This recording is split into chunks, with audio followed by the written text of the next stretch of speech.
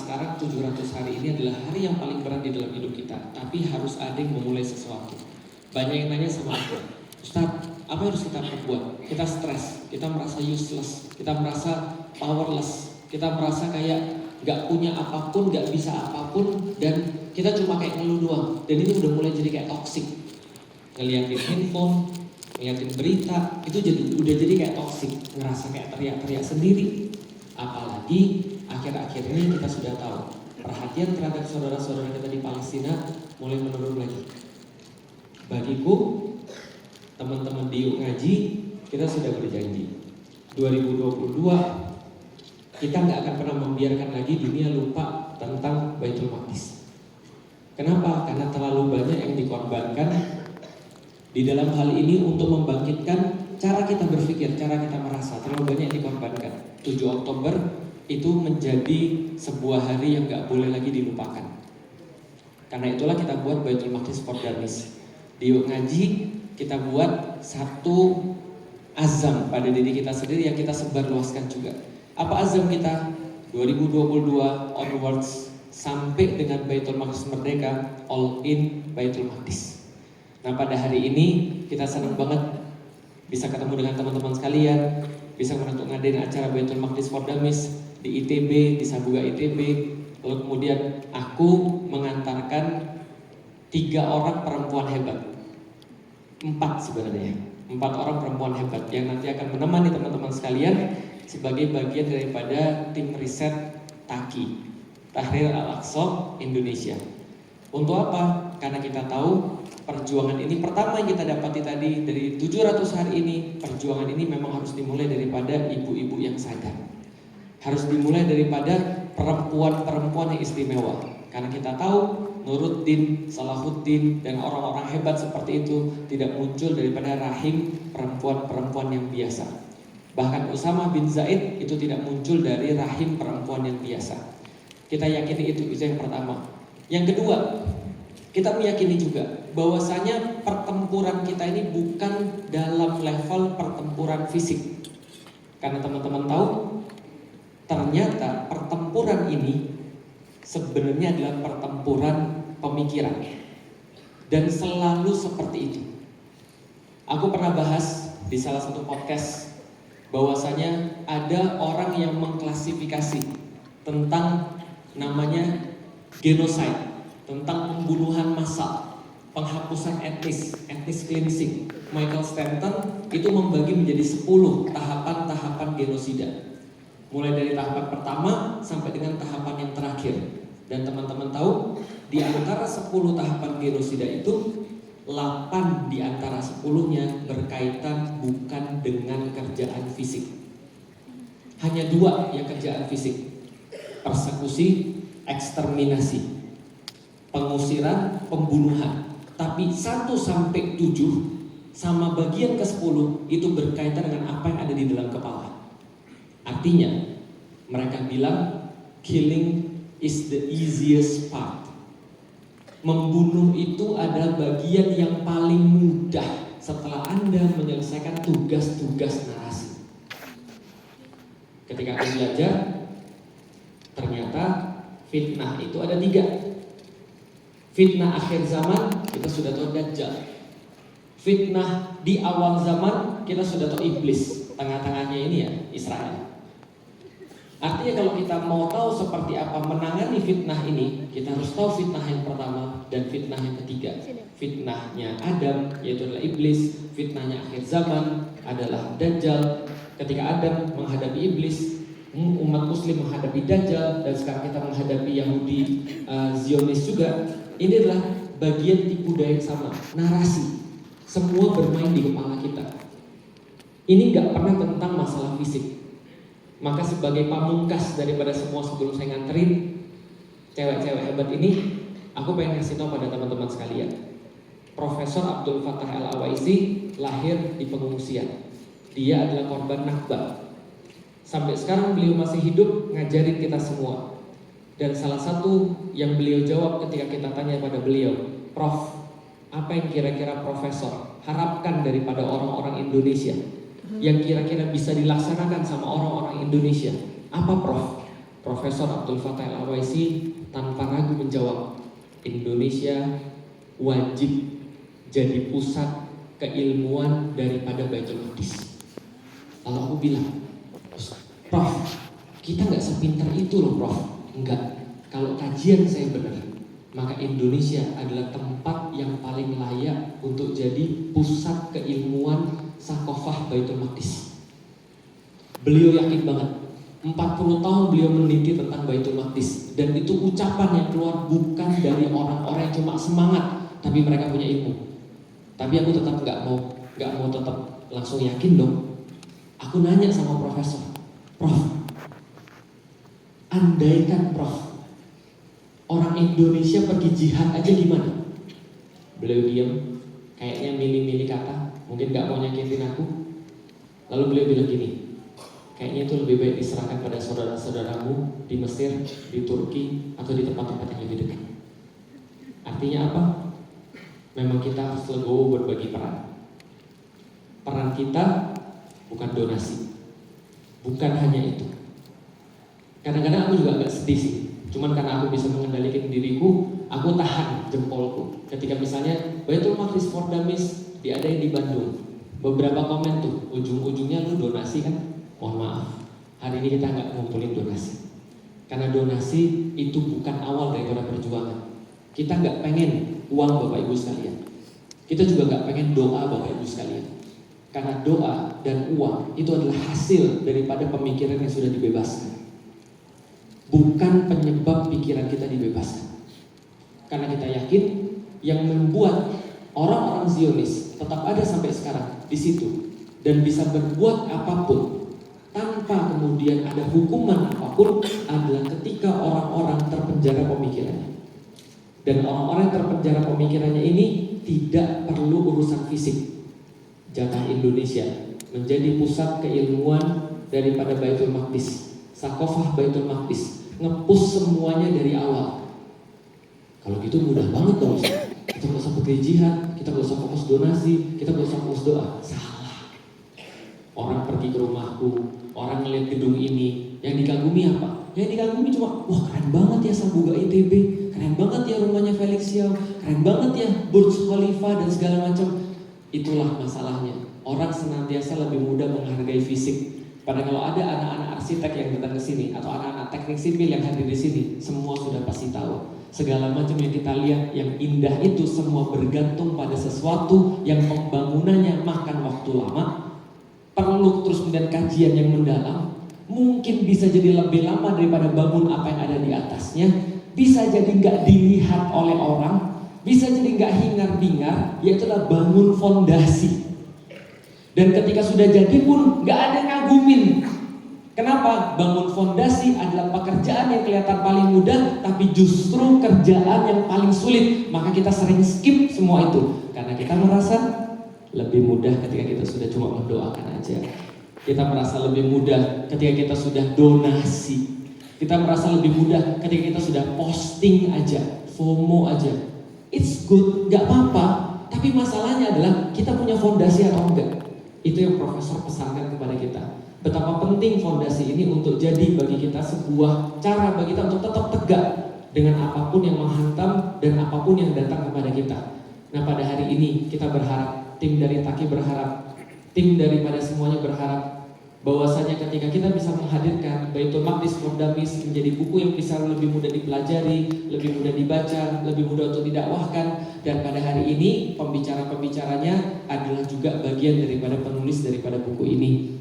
Nah karena itu teman-teman sekalian, bagian yang kedua, kalau poin yang pertama Felix Yao di sini menghantarkan perempuan-perempuan hebat karena aku tahu bahwasanya pembebasan Baitul Maqdis itu memerlukan peran perempuan yang lebih besar. Mohon maaf yang laki-laki, bukan berarti Anda gak penting.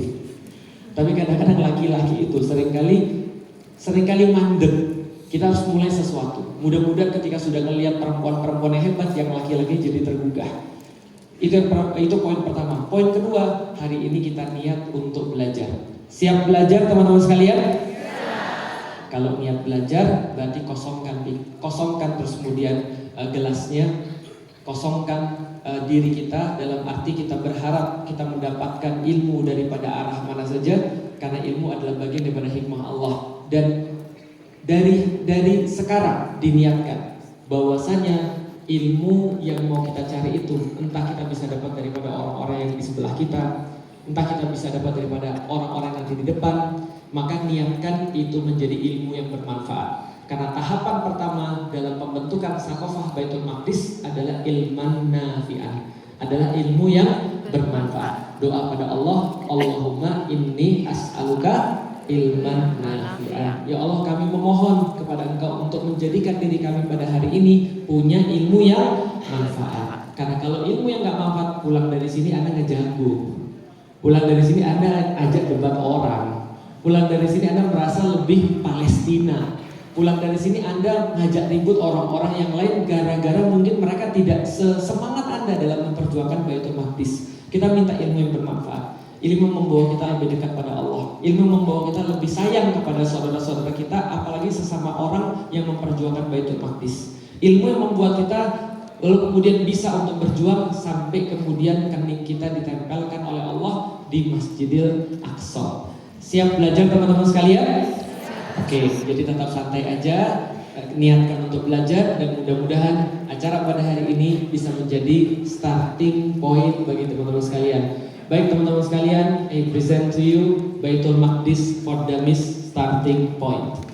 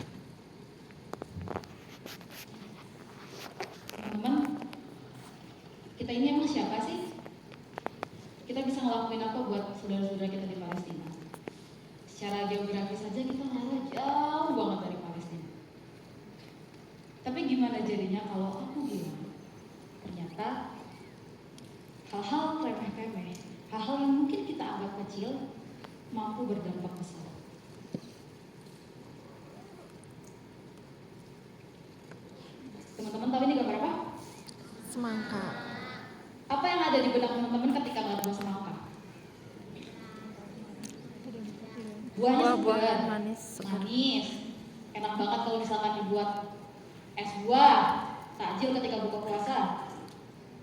Tapi sayangnya buah semangka yang kita lihat ini teman-teman hari ini udah bukan lagi buah semangka yang seperti biasanya. Hari ini kita melihat buah semangka ini merupakan lambang identitas dari saudara-saudara kita di Palestina. Lambang perjuangan dari mereka yang masih memperjuangkan hak-hak mereka sebagai manusia. Ada harapan yang mereka titipkan. Ini merupakan simbol perjuangan, simbol harga diri, simbol perlawanan mereka. Dan siapa sangka dari sepotong buah semangka kecil ini, dari lukisan semangka ini, mampu membuat seluruh dunia bersatu, menyuarakan suara mereka untuk membela kebebasan Palestina. Unity. Setelah peristiwa 7 Oktober, kita lihat ribuan orang, jutaan orang dari seluruh dunia, di Eropa, di Amerika, di Asia, turun berbondong-bondong untuk menyuarakan kebebasan Palestina. Setelah peristiwa 7 Oktober juga kita melihat pada saat itu mahasiswa dari kampus-kampus ternama di seluruh dunia, MIT, Columbia University, Harvard, New York University, semua camp berbulan-bulan hanya untuk menyuarakan keberpihakan mereka terhadap Palestina. Pertama kalinya setelah 7 Oktober 2023 kita lihat betapa lemahnya entitas Israel. Mungkin dulu kita kira mereka super power dengan katanya tank berkava yang tidak terkalahkan itu. Tapi hari ini tidak, teman-teman. Kita melihat mereka lemah. Mereka bukan apa-apa. Mereka musuh dari semua orang. Maka dari sini kita sadar, teman-teman, buah semangka yang kita lihat ini bukan lagi buah semangka yang kita lihat seperti sebelum 7 Oktober 2023. Buah semangka ini menyuarakan sebuah truth, kebenaran, juga simbol dari solidaritas kita terhadap saudara-saudara kita di Palestina. Teman-teman tahu mereka siapa? Mereka adalah fotojurnalis dari Gaza. Ada Bilal Khalid, Mutala Zaiza, Sohal Nasar, ada Ali Jadala. Mereka adalah fotografer. Teman-teman pernah kebayang gak sih kira-kira apa yang terjadi pada dunia hari ini seandainya setelah peristiwa 7 Oktober mereka tidak mengekspos, tidak menggunakan lensa kamera mereka untuk mengekspos genosida yang terjadi di sana? Kira-kira apa yang terjadi, teman-teman? Kita nggak akan lihat orang berbondong-bondong turun ke jalan. Kita nggak akan lihat hashtag yang waktu itu sempat viral, All Eyes on Rafah, yang di-repost hampir lebih dari 2 juta orang, bahkan artis-artis Hollywood pun ikut merepost itu. Kita nggak akan lihat itu semua, teman-teman, hari ini. Genosida di Gaza pun akan terjadi pasti lebih parah dari apa yang kita saksikan hari ini. Dan yang pastinya, teman-teman, hari ini kita pasti nggak akan ada di sini untuk berkumpul sama-sama. Lukisan semangka tadi, foto-foto yang diambil oleh para fotojurnalis di Gaza, semua itu berawal dari hal-hal kecil, hal-hal yang kita sukai. The little thing we love, sesuatu yang kita sukai. Begitupun aku, teman-teman. Dulu itu waktu di sekolah, aku itu dikira anak yang rajin nulis sama teman-teman aku. Karena aku sering gerak-gerakin pena kan. Tapi sebenarnya enggak, teman-teman. Aku tuh suka gambar. Jadi kalau di kelas tuh di pojokan kerjakan aku gambar. Ketika teman-teman aku pulang sekolah, mereka mendapat ilmu dari guru-guru aku pulang justru buat coretan bahwa hasil gambar yang aku gambar ketika di kelas. Gambar, teman-teman, suatu hal alasan yang aku kira aku nggak mendapat ilmu ketika aku pulang sekolah, tapi justru malah berdampak ke saya. Salah satunya adalah buku Baitul Maqdis for Damas ini. Semoga teman-teman suka ya. Sebagai seorang ilustrator, seorang yang suka gambar, aku suka dengan hal-hal berkaitan dengan visual, dengan warna, dengan pattern-pattern yang ternyata detail-detail yang aku suka ini mampu membuat sebuah narasi cerita terasa lebih nyata, lebih mudah dipahami oleh orang-orang. Dan akhirnya aku sadar hal-hal yang aku suka, hal-hal yang aku lakukan setiap hari ini ternyata bukan perkara kecil, bukan hal-hal kecil. Kalau aku kaitkan dengan tujuan yang besar, dengan grand design yang besar, dengan grand plan yang besar, yaitu adalah pembebasan tanah Baitul Maqdis, liberation of Baitul Maqdis, tanah yang diberkahi, tanah yang Rasulullah SAW cintai, tanah yang Rasulullah amanahkan untuk kita jaga sampai hari ini.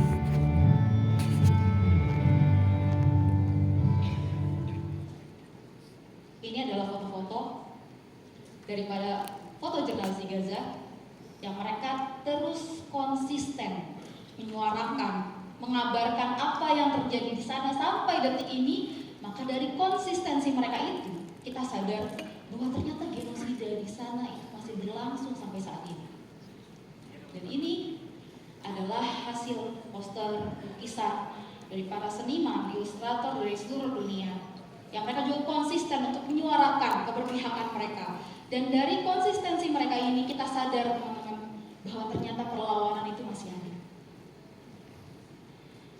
Lambang segitiga terbalik, KVY, kunci, buah semangka, hal-hal kecil, hanya sebuah gambar yang mungkin kita anggap remeh, tapi siapa sangka dari simbol ini ternyata mampu membuat musuh ketakutan. Kenapa teman-teman? Hari ini kita dibungkam untuk menyuarakan kebenaran. Ketika kita mau mengekspos sesuatu, apapun hal yang terjadi di Gaza, genosida yang berlangsung di sana, kita dibungkam. Algoritma kita diacak-acak. Akun kita kena shadow ban. Kita nggak punya akses, kita nggak punya peluang untuk menyuarakan itu secara lantang. Maka kita tahu teman-teman, simbol-simbol tadi adalah bentuk perlawanan. Ketika kita misalkan tadi sebelumnya memakai bendera Palestina dengan lantang lalu di-ban, kita menggantinya dengan KVY, dengan segitiga terbalik, dengan buah semangka, itu merupakan simbol dari perlawanan. Gambar, hanya sebuah gambar, nggak bergerak sama sekali, tapi ternyata mampu membuat polisi ini ketakutan. Karena mereka nggak melakukan apa-apa. Lihat anak kecil ditangkap tanpa alasan yang jelas, hanya dia menggunakan KVY atau memegang bendera Palestina. Dari sini kita sadar, perjuangan itu selalu dimulai tentang simbol. Ketika kita lihat hari ini para jurnalis dibunuh di satu persatu, kantor mereka dibom, diacak-acak, maka seniman dari seluruh dunia mulai menggoreskan kuas-kuas mereka. Penulis mulai menggoreskan tinta-tinta mereka. Para musisi mulai memainkan not-not mereka sebagai simbol suara perlawanan. Dan dari sini kita sadar perjuangan ini ibarat kita sedang bermain bola. Kalau teman-teman adalah seorang kiper, jangan jadi striker. Sadar posisi teman-teman untuk menjaga gawang. Karena setiap orang itu pasti punya posnya masing-masing. Setiap orang punya potensinya masing-masing untuk melakukan sesuatu. Maka perjuangan ini selalu dimulai dengan menjadi diri teman-teman sendiri. Berkarya sesuai apapun dari teman-teman yang teman-teman mampu dan lakukan itu setiap hari. Kalau tadi kita sudah punya vision, kita sudah punya grand design yang besar untuk melakukan pembebasan terhadap tanah Baitul Maqdis, dilanjut dengan passion kita, sesuatu yang kita sukai, lalu kita melakukan itu secara konsisten setiap hari terus menerus, maka aku bisa bilang hal-hal kecil tadi, small thing yang mungkin kita remehkan setiap hari itu, rupanya apa? Can make a big difference. Jangan lupa terus perjuangkan suara kita untuk Palestina.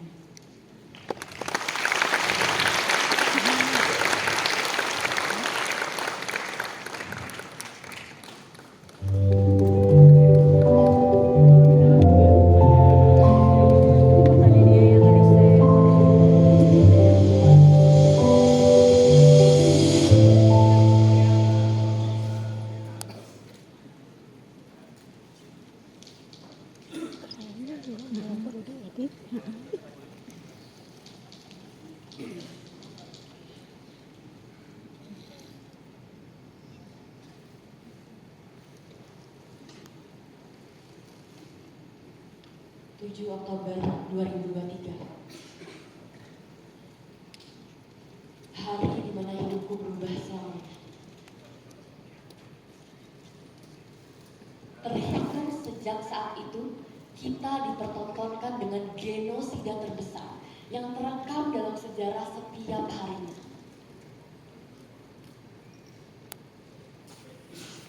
Kehidupanku yang nyaman berhasil membuat aku merasa disconnected dengan realita yang ada. Jujur aku merasa gagal banget jadi manusia, feeling useless, gak bisa ngapa-ngapain. Teman-teman juga ngerasa gitu kan? Tapi 7 Oktober 2023 berhasil mengubah itu semua.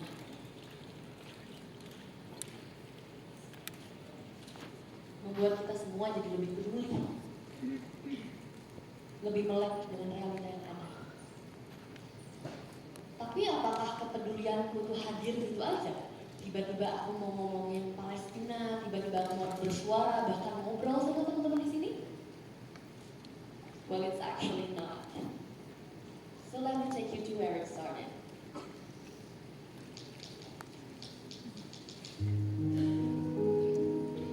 Ini foto SMA aku. Semua berawal dari waktu aku SMA. Waktu itu aku seperti anak muda pada umumnya, teman-teman. Suka nongkrong, explore diri, kesana kemari. Dan akhirnya aku jatuh cinta sama satu dunia, yaitu dunia musik. Dan ini adalah band aku, track-track yang juga pernah aku bikin. Waktu itu aku cukup aktif buat bermusik di dalam maupun luar sekolah. Aku ingat waktu itu lagi ada bukber, acara bukber di SMA aku. Dan di saat yang sama lagi ada penyerangan di Gaza. Maka dari situ aku dan bandku memutuskan untuk membawakan sebuah lagu yang berjudul We Will Not Go Down. And that was actually the very first time I heard the word Gaza. Bukan dari TV, bukan dari buku, bukan dari berita, tapi dari lagu. Aku baru tahu kalau misalnya Gaza itu ternyata ada di Palestina ya. We know nothing, but we try to respect humanity. Akhirnya kita membawakan lagu itu. Setelah itu tentu saja aku nggak peduli sama sekali ada pembantaian, ya udah gitu. Yang aku tahu soal Palestina cuma banyak yang meninggal, tempat perebutan wilayah. That's it. Sampai akhirnya aku kuliah, dan saat itu aku mengambil jurusan sastra Inggris. Ternyata teman-teman, kalau misalnya kita ambil sastra Inggris, kita tuh gak cuma belajar sastra ataupun bahasa Inggris aja. Di sini aku juga belajar tentang history, culture, way of life, way of thinking, dan semua pemikiran-pemikiran barat. Bulat jadi satu. Ini adalah pelajaran-pelajaran yang aku pelajari di kelas. Social justice, equality, human rights, semua aku pelajari di kelas. Dan saat itu aku juga aktif berorganisasi yang bisa dibilang berlandaskan pemikiran barat. Jujur karena setiap hari aku sangat-sangat bersinggungan dengan pemikiran barat, aku saat itu jatuh cinta banget teman-teman sama dunia barat. Di saat yang bersamaan aku juga lagi hijrah, lagi belajar Islam, lagi sering tuh ngumpul sama Muslim community. Dan aku ingat banget waktu aku kuliah itu lagi ada penyerangan lagi di Gaza. Hal terjauh yang bisa aku lakukan sebagai anak hijrah yang baru belajar Islam dan sering ngumpul sama Muslim community adalah ikutan aksi bela Palestina. Saat itu aku ikutan tanpa tahu siapa sih penjajahnya, bagaimana sih bentuk penjajahannya. Kalau orang bilang sekarang tuh FOMO, ya udah ikutan aja, yang penting show up walaupun nggak tahu apa-apa. That's what I did. Jadi di saat itu aku membela Palestina, tapi aku juga cinta sama penjajahnya. Singkat cerita, aku semakin semangat belajar Islam dan akhirnya aku menikah dengan seseorang yang pernah bercita-cita untuk menjadi pejuang di Gaza. What a different world we live in. Aku yang tadinya mungkin gak pernah kepikiran ya untuk ke Gaza. Aku anak band, anak hijrah, aku bisa ketemu sama seseorang yang pernah punya loh cita-cita untuk kesana. Setelah menikah tentu saja kita banyak sekali berdiskusi, dan salah satunya adalah terkait Gaza. Di tahun 2022, ketika ada pembantaian lagi di sana, penyerangan, aku akhirnya belajar untuk lebih bersuara karena sebelumnya aku sudah diskusi dengan suami. Dan di tahun yang sama, aku bertemu dengan seseorang yang tanpa aku ketahui saat itu teman-teman, beliau akan sangat-sangat berdampak dalam kehidupanku. Ada yang tahu siapa? Beliau adalah Profesor Abdul Fattah Al-Alex. Jujur waktu ketemu sama beliau, aku tuh kaget banget karena ternyata ada loh sudut pandang Islam terhadap Palestina. Dan itu yang sekarang kita kenal dengan Baitul Maqdis. Aku tuh baru tahu kalau misalnya Baitul Maqdis itu ternyata kiblat pertama kita, ternyata relate sama akidah kita, dan bahkan jadi bagian dari barometer keimanan umat muslim seluruh dunia. Jadi apa yang terjadi di sana itu sebenarnya nunjukin keimanan umat muslim di dunia hari ini.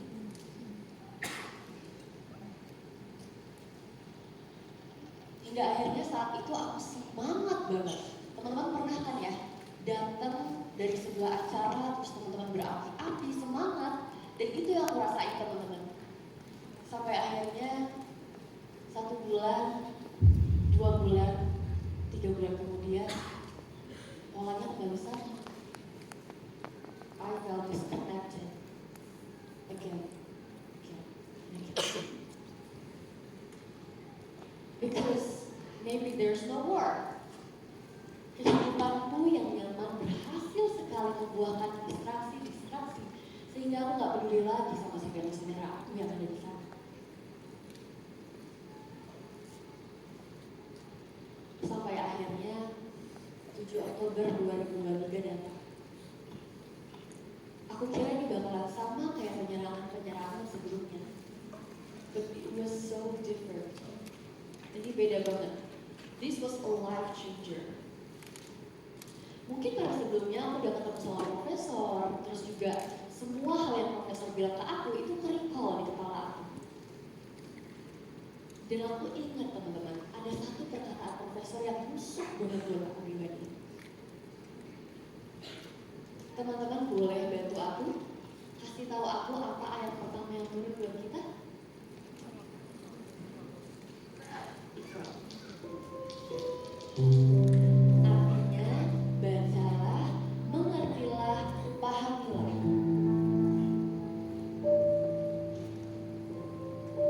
Ini adalah kata yang gak pernah turun ke umat-umat sebelumnya.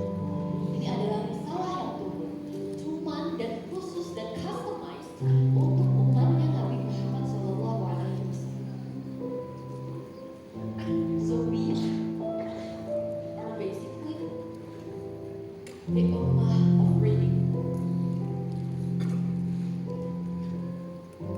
Tapi aku bertanya-tanya, kenapa kita yang sebesar ini, sekuat ini, sebanyak ini muslimnya di dunia bisa berada dalam penjajahan yang senyata kayak sekarang?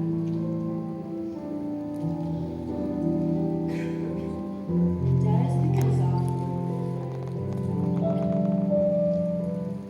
the ummah of reading is not reading.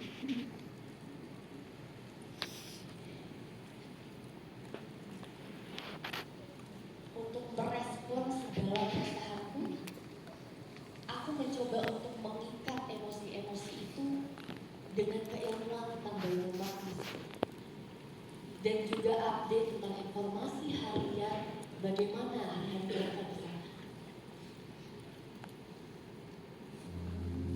Seiring dengan perjalananku mempelajari Baitul Maqdis, aku merasakan banyak sekali perubahan, teman-teman. Aku yang tadinya suka ngeluh, lebih belajar membuat lebih bersyukur.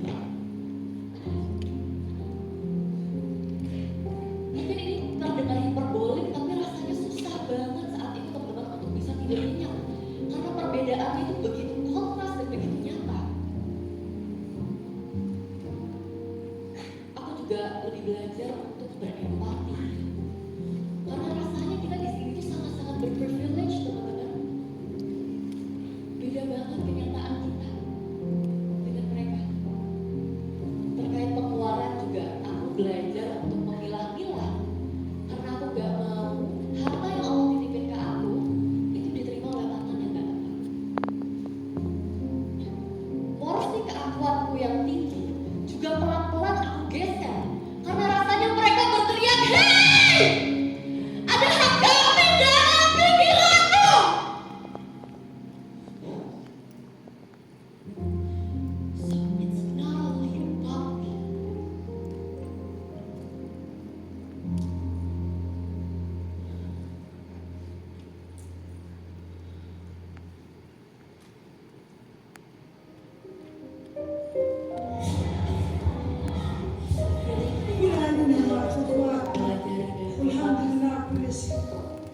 worship your number one.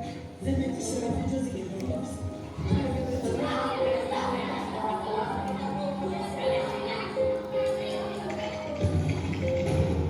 Mempelajari bagaimana mereka dan belajar dari mereka.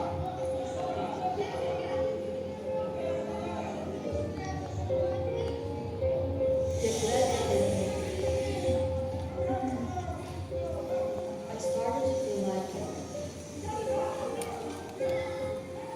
it was my life now.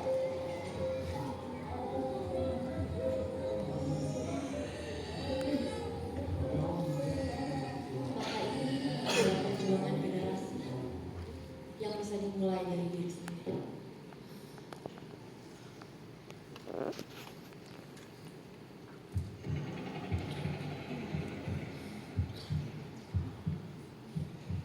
Dua tahun sudah genosida berlalu.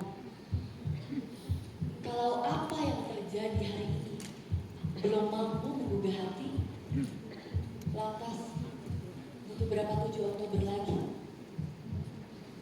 agar kita mau beraksi.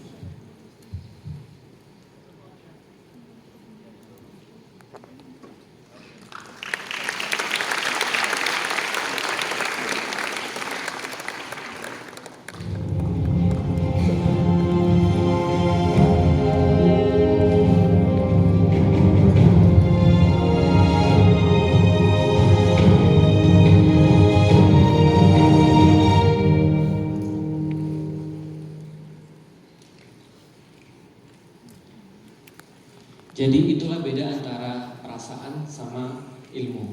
Ilmu itu membuat sesuatu jadi lebih permanen. Karena kita ngerti apa yang kita buat, karena kita ngerti apa yang harus kita lakukan. Sedangkan perasaan itu cuma sementara. Perasaan itu datang ketika misalnya ada penyerangan, kita melihat ada mayat, kita melihat misalnya ada yang mati, tapi begitu semuanya itu seolah-olah kita nggak lihat. Apakah karena misalnya sudah berhenti atau ketutup daripada kita karena kesibukan-kesibukan yang lain, kita pun mungkin juga jadi lupa. Dan itu bukan hanya terjadi pada orang-orang biasa, itu bahkan terjadi pada orang-orang yang berilmu juga. Kan kita sudah bilang bahwasanya it's enough is enough. Udah cukup bagi kita, karena darah yang sudah tertumpah, orang-orang sudah mati terlalu banyak untuk kita lupakan. Walaupun sebenarnya cara pikir kita memang bukan bahwasanya mereka itu korban sih. Sebenarnya yang korban itu kan kita sebenarnya. Kenapa? Karena mereka yang bebas pemikirannya, kita yang masih terkungkung. Orang bilang Gaza terpenjara, mereka bilang enggak, Gaza itu bebas. Seluruh dunia selain Gaza yang dikendalikan. Apa buktinya? Buktinya mereka nggak bisa melawan walaupun mereka banyak. Tapi Gaza bisa melawan meskipun mereka punyanya cuma itu aja. Tapi kita tahu bahwasanya kalau ilmu itu membuat segala sesuatu jadi lebih permanen, kita jadi lebih long lasting, kita lebih konsisten dalam memperjuangkan sesuatu. Dan kita tahu ulama-ulama bilang kepada kita al-istiqomatu khairun min alfi karomah.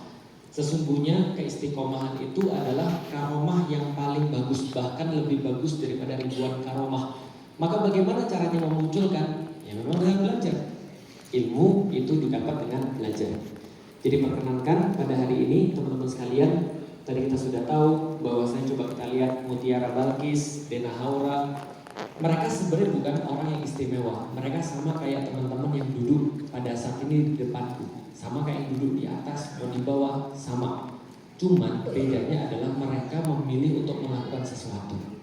Artinya keberhasilan Baitul Maqdis for Dummies starting point adalah ketika teman-teman yang nanti hadir di sini punya satu kemauan untuk mau menyampaikan lagi materi ini buat orang yang lain. Karena kita nggak bisa sendiri. Boleh bagi dikit teman-teman sekalian. Aku punya target.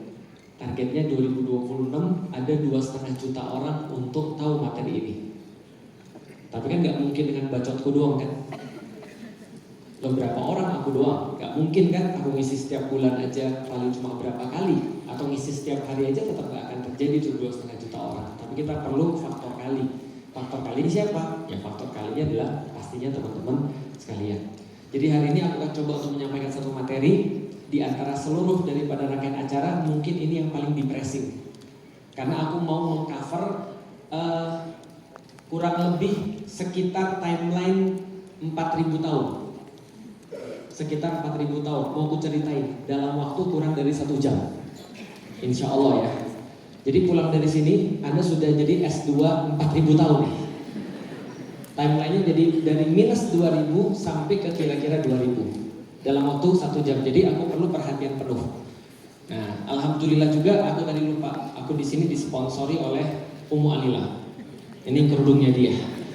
Aku pakai. Jadi tadi mungkin ada yang salfok ya. Kenapa ini Kevie Brenda gitu kan? Mohon maaf. Ini adalah pesan sponsor ya. Kalau nanti ditolak bisa nggak makan kita. Baik teman-teman sekalian, Baitul Maqdis for Dummies ini adalah satu buku yang kita buat supaya orang minimal punya ilmu dasar tentang Baitul Maqdis. Setidaknya kalau orang sudah dapat sebagian daripada ini, ya setidaknya pertanyaan-pertanyaan yang normal dan biasanya FAQ-nya sudah bisa dijawab lah, insya Allah. Baitul Maqdis. Pertama-tama mungkin teman-teman sekalian merasa bertanya-tanya, kenapa sih namanya Baitul Maqdis? Jadi kita nyebut nama Baitul Maqdis itu karena Rasul menyebut juga dengan kata Baitul Maqdis. Rasul tidak menyebutnya dengan kata-kata Palestina, Rasul tidak menyebutnya dengan kata-kata Al-Quds, tapi Rasul menyebutnya dengan kata-kata Baitul Maqdis. Misal dalam hadis ini, misalnya dalam hadis di mana Rasulullah mengatakan bahwa dia sebelum Isra Mi'raj melihat buraq, lalu kemudian buraq itu membawa beliau kepada Baitul Maqdis. Kata-katanya sangat jelas dan Rasulullah konsisten. Maka ketika kita menggunakan term Baitul Maqdis, ini sudah menjadi bentuk peniruan kita atau ittiba kita kepada Rasulullah yang kita niatkan untuk mengambil berkah. Walaupun memang kalau andai kan kita bilang Baitul Maqdis nggak semua orang paham, tapi kita berusaha memahamkan. Kadang-kadang kita interchangeable, memakainya dengan kata Palestina, memakainya dengan kata Masjidil Aqsa, atau memakainya dengan kata-kata Al-Quds. Dan salah satu penelitian Profesor Abdul Fattah Al-Awaisi ini menjelaskan bahwa Baitul Maqdis itu ada 3 term. Ada berapa term? 3 term. Term yang pertama Baitul Maqdis yang bermakna kompleks Masjidil Aqsa. Nomor berapa itu yang di atas tuh? Nomor 1. Bagus. Jadi salah satu cara pembelajaran itu mengulangi dan menyebutkan. Oke, nomor berapa kompleks Masjidil Aqsa? Nomor 1. Ini adalah makna yang pertama. Baitul Maqdis bermakna kompleks Masjidil Aqsa. Yang kedua, Baitul Maqdis bermakna kota Yerusalem. Yang kedua, Baitul Maqdis bermakna apa? Kota Yerusalem. Nomor berapa yang di atas? Nomor 2. Dan yang ketiga, Baitul Maqdis bermakna kawasan Baitul Maqdis. Yaitu nomor berapa di sini? Ada berapa term? Yang pertama, kompleks Baitul Maqdis. Yang kedua, kota Baitul Maqdis. Yang ketiga, kawasan Baitul Maqdis. Kok ribet banget? Iya, inilah namanya belajar. Oke, teman-teman sekalian. Pernah dengar di dalam Al-Quran, Subhanalladzi asra bi abdihi lailan minal masjidil haram ilal masjidil aqsal ladzi barakna haulahu. Para ulama mengatakan itu adalah Ardul Mubarakah. Ardul Mubarakah adalah tanah yang diberkahi. Tanah yang diberkahi di dalam hadis-hadis bermakna Syam. Oke, bingung lagi. Tadi barusan Baitul Maqdis, ini sudah Ardul Mubarakah, Syam. Apalagi? Oke, keep up. Oke, coba lihat ya. Di Al-Quran dijelaskan ada tanah namanya tanah yang diberkahi, yaitu adalah tanah di sekitar Masjidil Aqsa, yaitu di dalam hadis namanya tanah Syam. Berarti Syam sama dengan Ardul Mubarakah atau tanah yang diberkahi.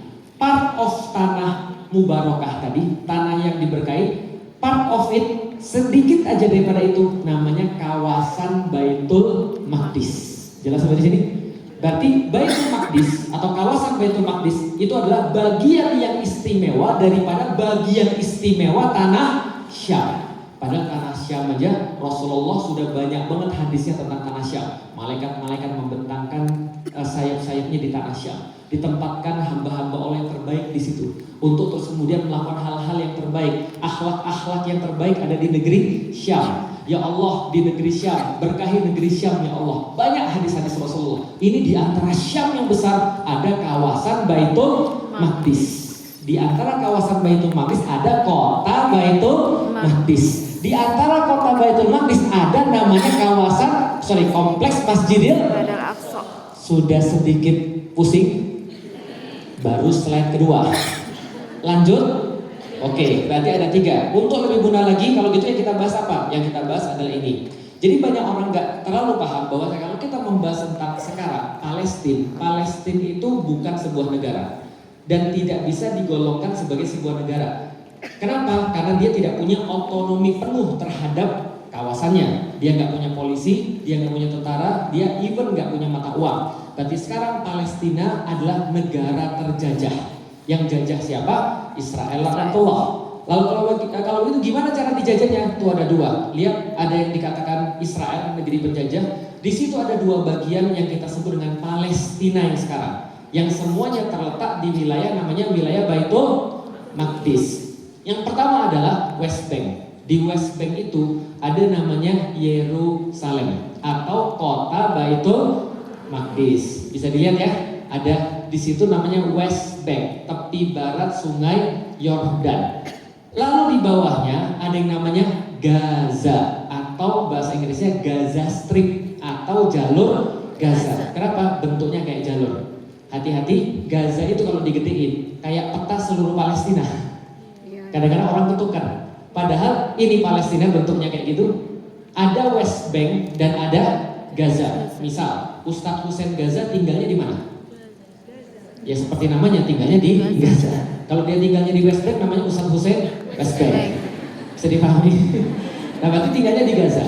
Lucunya, bukan lucu ya, mungkin karena memang belum terlalu paham. Ada yang nanya, Ustadz Hussein berarti setiap hari dong ngeliatin Masjidil Aqsa. Jawabannya betul atau tidak? Karena Masjidil Aqsa terletak di mana? Oke, terletak di West Bank. Khususnya kota apa? Kota Baitul Maqdis. Maka di situ ada kompleks Baitul Maqdis. Udah pintar-pintar ngajarin orang Bandung memang enak ya. Nah, jadi artinya ini ada Gaza, ada West Bank dan kesemuanya nggak bisa saling pergi satu sama lain. Karena Gaza dari tahun 2017 itu seperti the largest prison on earth. Jadi sebuah penjara paling besar di dunia itu adanya di Gaza. Kenapa? Karena semuanya ditembokin. Nah, ini kira-kira terus kemudian West Bank sama terus kemudian Gaza, dan ini adalah bagian-bagian daripada Gaza yang sering sekali kita lihat. Ada Khan Yunis, kemudian ada Darul Balah, ada Gaza City, kemudian ada Rafah yang kemarin all eyes on Rafah. Itu batas-batasannya. Sekarang semuanya sudah 98% hancur total. Makanya kadang-kadang aku mikir gini ya. Ini Israel Anatoloni ngapain? Dia ngebumin daerah yang benar-benar sudah habis semuanya. Jadi benar-benar dia sekarang ngeliatin bangunan-bangunan walaupun nggak bisa ditinggalin agak tinggi itu dihabisin semua. Kenapa? Karena September ini deadline-nya mereka. Karena mereka sudah dikatakan sebagai pelaku kriminal di pengadilan internasional. Nah ini mau di sanction. Nah maka mereka kayak di deadline. Maka mereka ngancurin lebih banyak lagi untuk saat ini. Nah ini adalah Gaza. Kalau gitu kita sekarang kenalan dengan Baitul Maqdis. Nah tadi pendahuluan, ini kita kenalan dengan Baitul Maqdis. Ini masih pendahuluan ya teman-teman sekalian. Baitul Maqdis adalah negeri para nabi. Pertanyaannya sederhana, ada berapa nabi dan rasul yang kita kenal? 25. 25, bagus. Kira-kira ada berapa yang di Baitul Maqdis? Di antara 25, 5 lebih, 7 lebih, 10 lebih. Berapa? 12. Ada yang bisa lebih? 15. 16 lebih. 19 siapa yang ngomong tadi?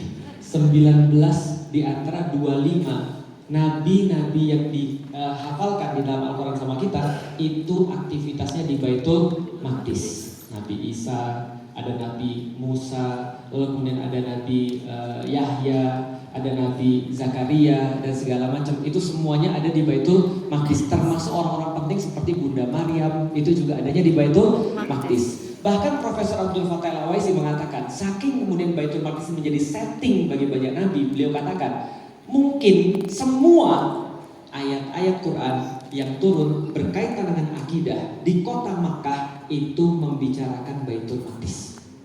Saking kerennya seperti itu. Kita aja mungkin nggak sadar, gitu kan ya. Contoh misalnya, watini wazaitun, misalnya. Kita baca itu, apalkan ya? Apa? Kita pikir itu tentang apa? Baitul Maqdis. Karena watini wazaitun. Cuman kadang-kadang kita nggak ngerti. Kita baca surat Maryam, itu settingnya di Baitul Maqdis. Kita baca misalnya tentang Nabi Isa, itu settingnya di Baitul Maqdis dan seterusnya dan seterusnya dan seterusnya. Karena dia negeri para nabi, maka dia tempat yang paling banyak diinjak oleh para nabi. Maka ulama-ulama mengatakan, kalau Anda, saya, amin berkunjung ke Baitul Maqdis, maka ketika kita menginjakkan kaki di sana, maka kita pasti menginjak bekas kakinya para nabi. Dan mereka sepakat bahwasanya di situ debu-debunya itu menghapuskan dosa karena barokah, seperti debu-debu di Madinah, debu-debu di Mekah, dan seterusnya. Keutamaan sangat tinggi sekali bagi orang-orang Nasrani. Ini adalah negeri yang benar-benar berkah juga, karena di sini mereka tahu bahwasanya Yesus itu dalam tanda kutip beraktivitasnya di kota Baitul Maqdis, lahirnya di Bethlehem, tapi aktivitasnya ada di Yerusalem. Misal kalau teman-teman lihat Kenekel yang ada di sebelah kanan, itu adalah tempat perjamuan terakhir sebelum Yesus dikhianati oleh Yudas, lalu kemudian bagi mereka ceritanya disalib. Disalibnya di mana? Sebelah kiri ada tempat namanya Bukit Golgota. Itu tempat Yesus disalib. Jadi bagi orang Kristen ini sangat memuliakan tempat ini. Jadi kalau mereka pergi kayak kita pergi haji, mereka perginya ke Baitul Maqdis atau Yerusalem. Di sini juga ada Holy Sepulchre. Ini adalah gereja makam kudus, gereja yang dibuat sama Helena. Helena itu siapa? Ibunya Konstantin Agung. Jadi ibunya Konstantin Agung ini pertama kali masuk ke dalam agama Kristen. Dia ngajak anaknya Konstantin, yang nanti anaknya akan menjadikan Kristen sebagai agama negara. Sebelum dia itu dipersekusi. Jadi pernah nggak Kristen dipersekusi? Pernah. Berapa lama? Hampir 300 tahun. Tadi ibuku sempat datang ke sini nih. Kalau lihat tadi ya, kalau nggak lihat ya berarti nggak nasib kan ya. Nah, ibuku pernah nanya aku, Lik, kamu tuh boknya jangan terlalu ekstrim lah. Boknya kamu itu ingat, kamu tuh jangan frontal. Ingat loh, mami ini sudah mulai sakit jantungan. Jangan kamu tuh macem-macem. Saya bilang, saya cuma mengikuti jejak Yesus Kristus. Karena Yesus Kristus itu dipersekusi. Dan Yesus Kristus kalau Anda baca di dalam Alkitab, dia tuh ketika melihat ada satu praktek yang dia nggak suka karena melanggar hukum-hukum Taurat, itu dia ketika masuk ke Bait Allah, itu di situ dijadi tempat jualan, masuk ke kompleks Baitul Maqdis jadi tempat jualan, itu dibolak-balik tuh mejanya. Pernah nggak ngeliat aku bolak-balik meja? Belum kan? Nah, berarti lebih ekstrim Yesus daripada aku. Nah, ketika aku bilang begitu, ibuku bilang, beda lah nih. Bedanya apa? Dia Tuhan, kamu bukan. Ya udahlah. Tapi aku pengen kasih tau aja bahwa orang Kristen dipersekusi selama 240-an tahun atau 300-an tahun sampai zamannya Konstantin Agung ini, yang akhirnya membuatkan gereja Holy Sepulchre kepada ibunya namanya Helena. Apalagi ada di sana? Ini karena kalian tadi ya. Bagi orang-orang Yahudi, ini adalah promised land. Ini adalah tanah yang terjanji. Dan kita mengenal itu enggak? Kita mengenal itu. Kita disampaikan di dalam Al-Quran bahwasanya orang-orang Yahudi ketika dibawa oleh Musa menembus Laut Merah, nanti kita akan bahas juga. Dia ke sana sebagai tanah yang dijanjikan. Cuma mereka nggak mau, kan gitu kan ya? Oke, kalau gitu kita lanjut lagi ya. Lalu apalagi misalnya menjadi sebuah kota suci bagi siapa? Tentu bagi umat Muslim. Yang mana Masjidil Aqsa? Yang mana Masjidil Aqsa? Yang mana? Yang Mas. Yang Mas. Bukan, udah pinter orang-orang sini. Alhamdulillah. Oke, bukan yang warna emas ya. Masjidil Aqsa bukan yang warna emas.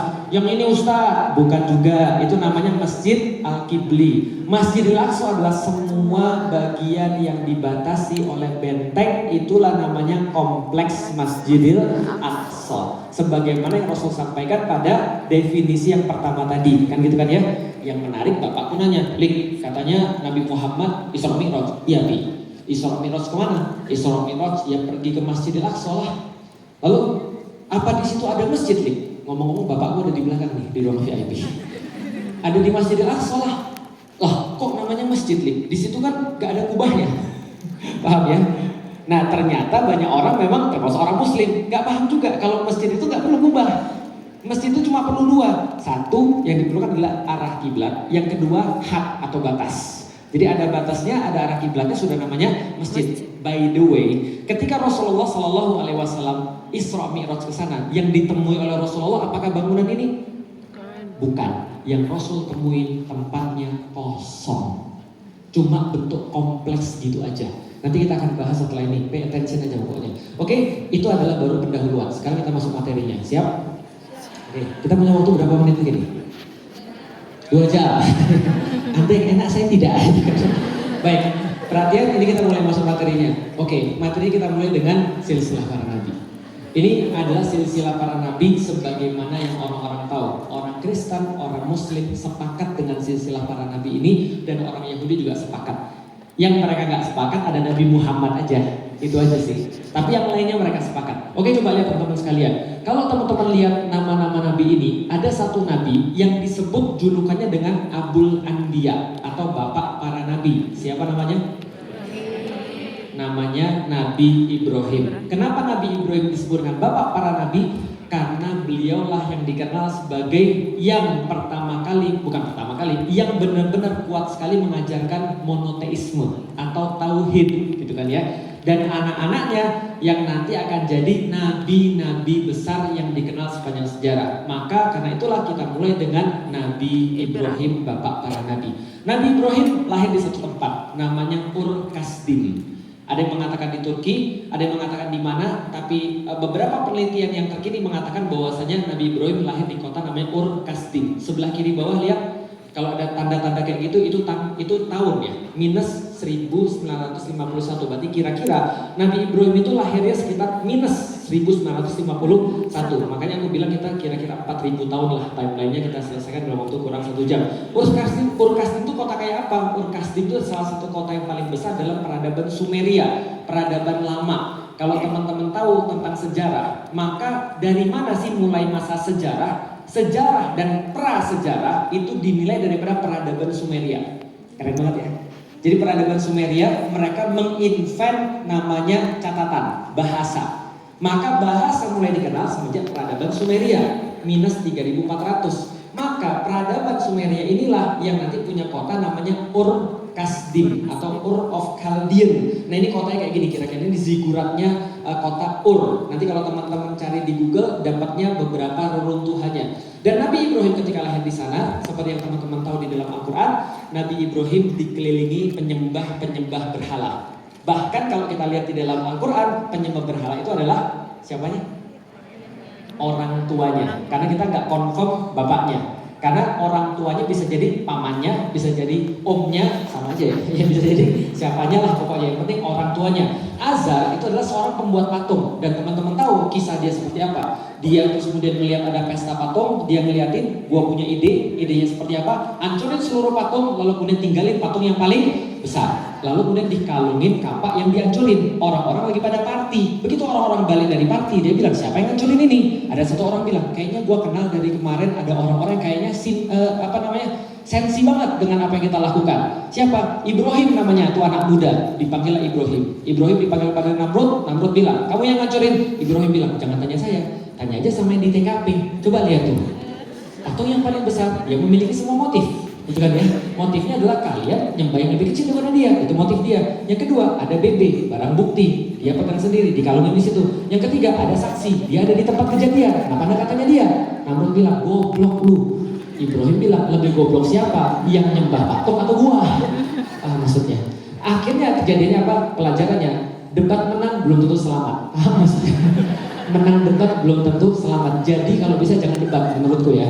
Nah, kenapa? Karena menang debat belum tentu kita selamat. Akhirnya beliau dibakar. Tapi Allah mendinginkan api buat beliau. Setelah mendinginkan api buat beliau, beliau diusir daripada situ dan beliau pergi bersama istrinya Bunda Sarah dan bersama keponakannya atau sepupunya. Ini ada perbedaan, keponakan atau sepupunya. Namanya siapa? Nabi Lut. Nah, pergilah mereka menuju kepada wilayah bagian utara. Lalu kemudian turun ke bawah mengikuti sungai Eufrat. Jadi mengikuti sungai Eufrat ke utara, lalu kemudian turun ke bawah ke tempat yang namanya Tanah Terjanji, hijrah ke sana. By the way, coba lihat di sini, itu ada yang paling atas, titik yang paling atas, ujung daripada sungai Eufrat. Itu sekarang wilayah Turki. Dan wilayah Turki bagian selatan itu ada kota namanya Haran. Mabuk gak? Apa tadi kota tadi Nabi Ibrahim lahir namanya apa? Bagus. Sekarang kota namanya apa? Haran. Penting bagi perempuan kota ini ya. Tolong ingat namanya apa? Haran. Di kota yang paling atas namanya Haran, beliau mampir ke kota Haran untuk terus kemudian berdakwah pada orang-orang. Di dalam Al-Quran kita tahu cerita Nabi Ibrahim melihat bintang lalu berkata, ini Tuhan saya. Lalu kemudian melihat bulan, ini lebih besar, ini Tuhan saya. Lalu bulan tenggelam, matahari, oh ini yang lebih besar, ini Tuhan saya. Lalu kemudian beliau mengatakan, tidak, saya tidak suka yang tenggelam, adalah yang menciptakan semua ini adalah Tuhan saya. Berarti itu beliau lakukan ketika beliau sudah beriman. Artinya dari ayat itu diharam kejadiannya orang nyembah bintang dan bulan menandakan sebuah strategi dakwah beliau yang sangat luar biasa. Yaitu kayak mengakui tapi sebenarnya mengajak orang mikir. Dan luar biasanya, merindingnya aku. Ini sampai sekarang aku masih merinding. Begitu aku pas pergi ke Haram. Sekarang kota yang nama Shanle Urfa itu ada satu prasasti di mana mereka menggambarkan penyembahan terhadap orang-orang zaman dulu. Coba lihat itu, ada 3 bulat itu. Sebelah kiri apa tuh? Yang paling muda aja. Oke, sebelah kanan. Sebelah kanan apa? Bulan. Sebelah paling kiri? Bintang. Yang tengah-tengah apa? Berarti ada 3. Yang pertama apa tadi? Bulan. Yang kedua bintang. Yang ketiga persis di dalam Al-Quran. Sekarang teman-teman bisa lihat ini ada di kota Haran atau di kota Shanle Urfa. Oke, kita skip. Lalu kemudian ketika dia sampai di sana, lalu kemudian beliau pergi ke Mesir. Jadi sesudah sampai di daerah Kanaan namanya, di daerah Kanaan itu Nabi Ibrahim alaihi salam hijrah, maka beliau nikah sudah punya istri adalah Bunda Sarah. Beliau mengalami paceklik. Setelah mengalami paceklik, beliau pergi ke Mesir. Setelah sampai ke Mesir, di situ kejadian banyak, kita skip aja karena terlalu panjang. Intinya beliau dapat Bunda Hajar. Berarti istrinya sekarang berapa? 2. Karena Bunda Sarah tidak bisa melahirkan, maka kemudian beliau diizinkan oleh Bunda Sarah untuk menikahi Bunda Hajar. Dari Bunda Hajar lahirlah Nabi Ismail. Dan Nabi Ismail diperintahkan oleh Allah untuk hijrah ke Makkah. Lalu kemudian setelah hijrah ke Makkah, ditinggal di kota Makkah, maka Nabi Ibrahim balik lagi ke daerah Kanaan atau kota Hebron. Lalu kemudian disitulah beliau mendapatkan anak lagi daripada Bunda Sarah. Oke, tricky. Anak yang tua namanya siapa? Ismail atau Ishak? Ismail atau Ishak? Anda jawabnya yang terakhir doang gitu kan? Ismail atau Ishak? Ishak atau Ismail? Yang mana nih yang benar? Ismail atau Ishak?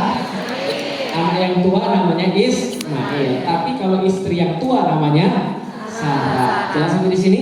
Maka Sarah terus kemudian melahirkan anak namanya Nabi Ishak. Nabi Ishak lalu kemudian melahirkan lagi anak namanya Yakub. Nah, ini Nabi Ishak lahir di situ di kota yang sama. Lalu kemudian Nabi Ishak lalu kemudian melahirkan Nabi Yakub dari ibu yang namanya Rebeka. Rebeka orang mana? Orang Haran. Oke, ingat tadi kenapa orang Haran penting bagi perempuan? Karena Haran penghasil perempuan solihah.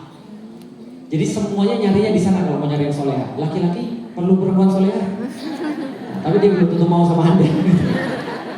Perempuan soleh ngumpulnya di Haran. Maka ketika Yakub lahir, Yakub by the way aku kasih sedikit fun fact, Yakub itu punya kembaran. Nama kembarannya adalah Ish. Namanya Ish bin Ishak. Kenapa namanya Yakub? Karena dua ini lahirnya bersamaan. Ish lahir duluan, Yakub megangin tumitnya Ish. Jadi megangin tumitnya Ish pas keluar. Tumit dalam bahasa Ibrani Yakov atau Yakov. Maka terus kemudian dikasih nama Yakub karena lahirnya belakangan. Kakaknya namanya siapa tadi? Ish. Nikah sama orang, bapaknya nggak suka Yakub. Karena itu bapaknya bilang, jangan kayak kakakmu nikahi perempuan yang salah, karena hidupnya jadi susah. Maka nikahilah orang Haran. Maka dicarilah jodoh bagi Yakub, yaitu Yakub namanya siapa? Jodoh bagi Nabi Yakub namanya Rebeka. Oke. Dari situ terus kemudian ketika sudah hijrah cari istri, lalu kemudian Ishak nikah dengan Rebeka. Dibenahi ya. Ishak nikah dengan Rebeka, punya anak Yakub. Yakub pergi ke Haran lagi untuk cari istri. Karena kakaknya cari istri bukan orang Haran, bapaknya nggak suka. Maka dia dapat istri 4. Yang pertama, jadi gini ceritanya. Yakub umur 75 cari istri. Alhamdulillah Ustaz, saya masih 30, saya kira saya sudah tahu. Tapi mereka umurnya 200 tahun. Oh, 200. Ya? Jadi please jangan terlalu tua. 75 tahun dia nyari istri. Pas nyari istri, pas lagi jalan ke sana ketemu perempuan cantik banget. Ternyata itu adalah perempuan yang memang direkomendasiin sama ibu bapaknya. Siapa dia? Sepupunya sebenarnya. Namanya Rachel. Siapa namanya? Rachel. Kayak artis ya. Ini kayak nama Islam ya Ustaz. Nama Islaminya Rohil. Mau yang mana? Rachel atau Rohil?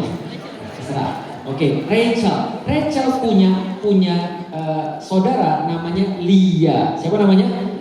Lia, bukan dokter Lia yang nanti ada ya, tapi itu zaman dulu Rachel dan Lia. Cuma Rachel ini lebih cakep daripada Lia.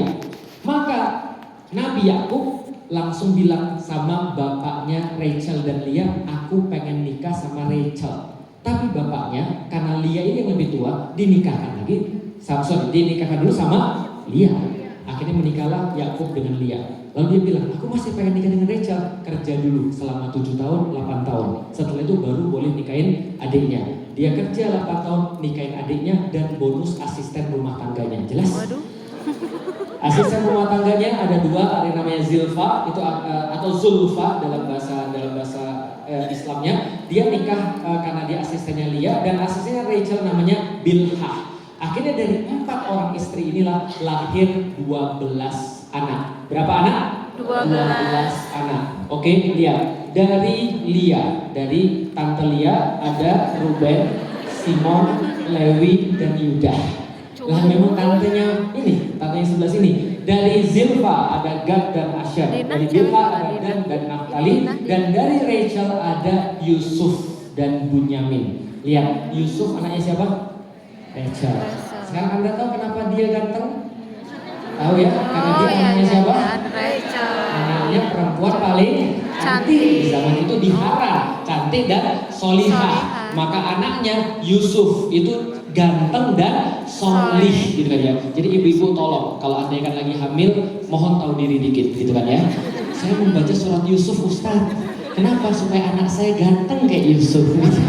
Anda harus tahu dulu ibunya. Jadi itu yang pertama. Yang kedua, kalau Anda mau berdoa bahwa anak Anda ganteng seperti Nabi Yusuf, saya bisa meyakinkan pada Anda, semakin ganteng anak Anda, semakin masalah dia. Coba lihat Yusuf, kurang masalah apa hidup dia dari awal sampai akhirnya. Dan saya relate karena memang ya saya juga bermasalah. Dan itu tambahan aja. Oke, ini penting nih. Coba lihat ya. Dari segi sejarah, berarti dari awal, mohon maaf, Yakub pengen nikah sama siapa? Rachel. Sedangkan yang dinikahin pertama siapa? Lihat anak-anaknya Lia. Lihat anak-anaknya Lia. Mereka bilang, memang bapak kita itu ya dari dulu memang maunya sama tante Rachel. Gibahnya tuh begitu. Contohin aja. Memang maunya sama tante Rachel, bukan sama mama kita. Karena itu dia tuh udah wajar kalau dia tuh pasti akan mengutamakan Yusuf.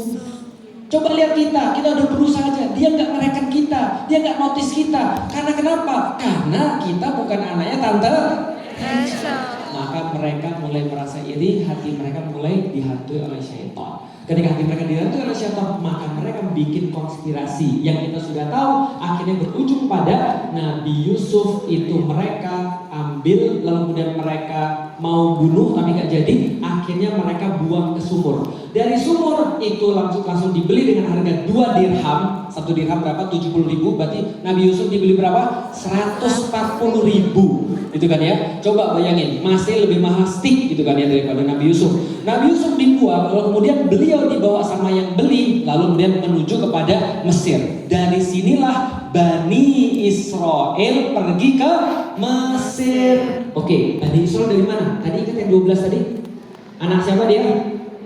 Yakub. Yakub digelari Israel. Yakub gelarnya apa?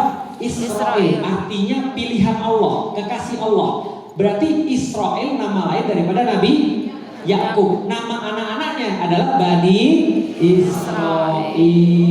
Jelas? Berarti kalau Bani Israel kita nyebut ada 12 itu. Termasuk siapa? Yusuf. Yusuf dibuang ke Mesir. Di Mesir dia kemudian menjadi pelayan. Setelah jadi pelayan karena ganteng, menarik bagi orang, lantas dia dipenjara gara-gara kena fitnah. Kita udah tahu yang fitnah dia adalah seorang perempuan yang mengatakan bahwa Yusuf berkeinginan buruk terhadap dia. Yusuf dipenjara mempertahankan tauhidnya, dipenjara dia ngeramal orang, bukan ngeramal, mengartikan mimpi orang. Setelah mengartikan mimpi orang, lantas orangnya keluar, lalu bekerja di pemerintahan. Lalu saat itu Raja Mesir punya masalah. Dia mimpi ada 6 lembu gemuk. Lalu kemudian ada yang 7 lembu gemuk, 7 lembu kurus. Lalu kemudian 7 gandum yang gemuk dan 7 gandum yang kurus. Lantas ketika dia berpikir seperti itu, dia nggak ngerti mau apa. Temennya ingat ada Yusuf di dalam penjara yang bisa mengartikan mimpi yang precise. Maka Yusuf keluar menjadi bendahara Mesir, ngurusin semuanya. Ketika aku baca ini, tau gak di pikiranku teman-teman sekalian? Bayangin ya, nih di zaman Mesir itu ada teknologi pengawetan gak? Ada mungkin, tapi gak kayak sekarang. Belum ada IPB kan, belum ada teknologi pangan kan ya. Mengawetkan barang yang Anda panen 7 tahun untuk dipakai 7 tahun berikutnya. Itu Bulog kalah jauh tuh. Bayangin tuh, itu kerjaannya para nabi, keren-keren menyelesaikan permasalahan umat. Ketika dia sudah terus kemudian dikasih sebuah kekuasaan, dikasih sebuah kepercayaan dan amanah untuk mengurus semuanya itu, maka dia jadi penguasa. Dan ketika jadi penguasa, maka pada saat itu Yusuf menerima kembali saudara-saudaranya yang pacaklik. Karena daerah Kanaan memang pacaklik terus, lantas pergi ke sana ke Mesir yang terkenal sebagai daerah pertanian, maka Yusuf menerima 11 saudaranya kembali. Berikut bapaknya Nabi Yakub juga ikut Yusuf pindah kemana? Mesir. Oke, dari sini sudah paham? Nabi Ibrahim asalnya dari mana? Dari Irak atau Kasdim. Pindah ke Haran lalu menetap di Kanaan. Kanaan ini nanti daerah namanya Tanah Terjanji. Dari Kanaan itu terus kemudian mereka pindah ke Mesir. Jelas sampai di sini. Jadi besok-besok kalau udah bilang Israel udah dari dulu sampai di sana, Anda bisa kita belum belajar ya gitu. Tapi jangan sombong ya. Nanti, maksudnya kita udah ngerti. Enggak selama-lamanya mereka di situ. Mereka dari sana pindah kemana? Ke Mesir.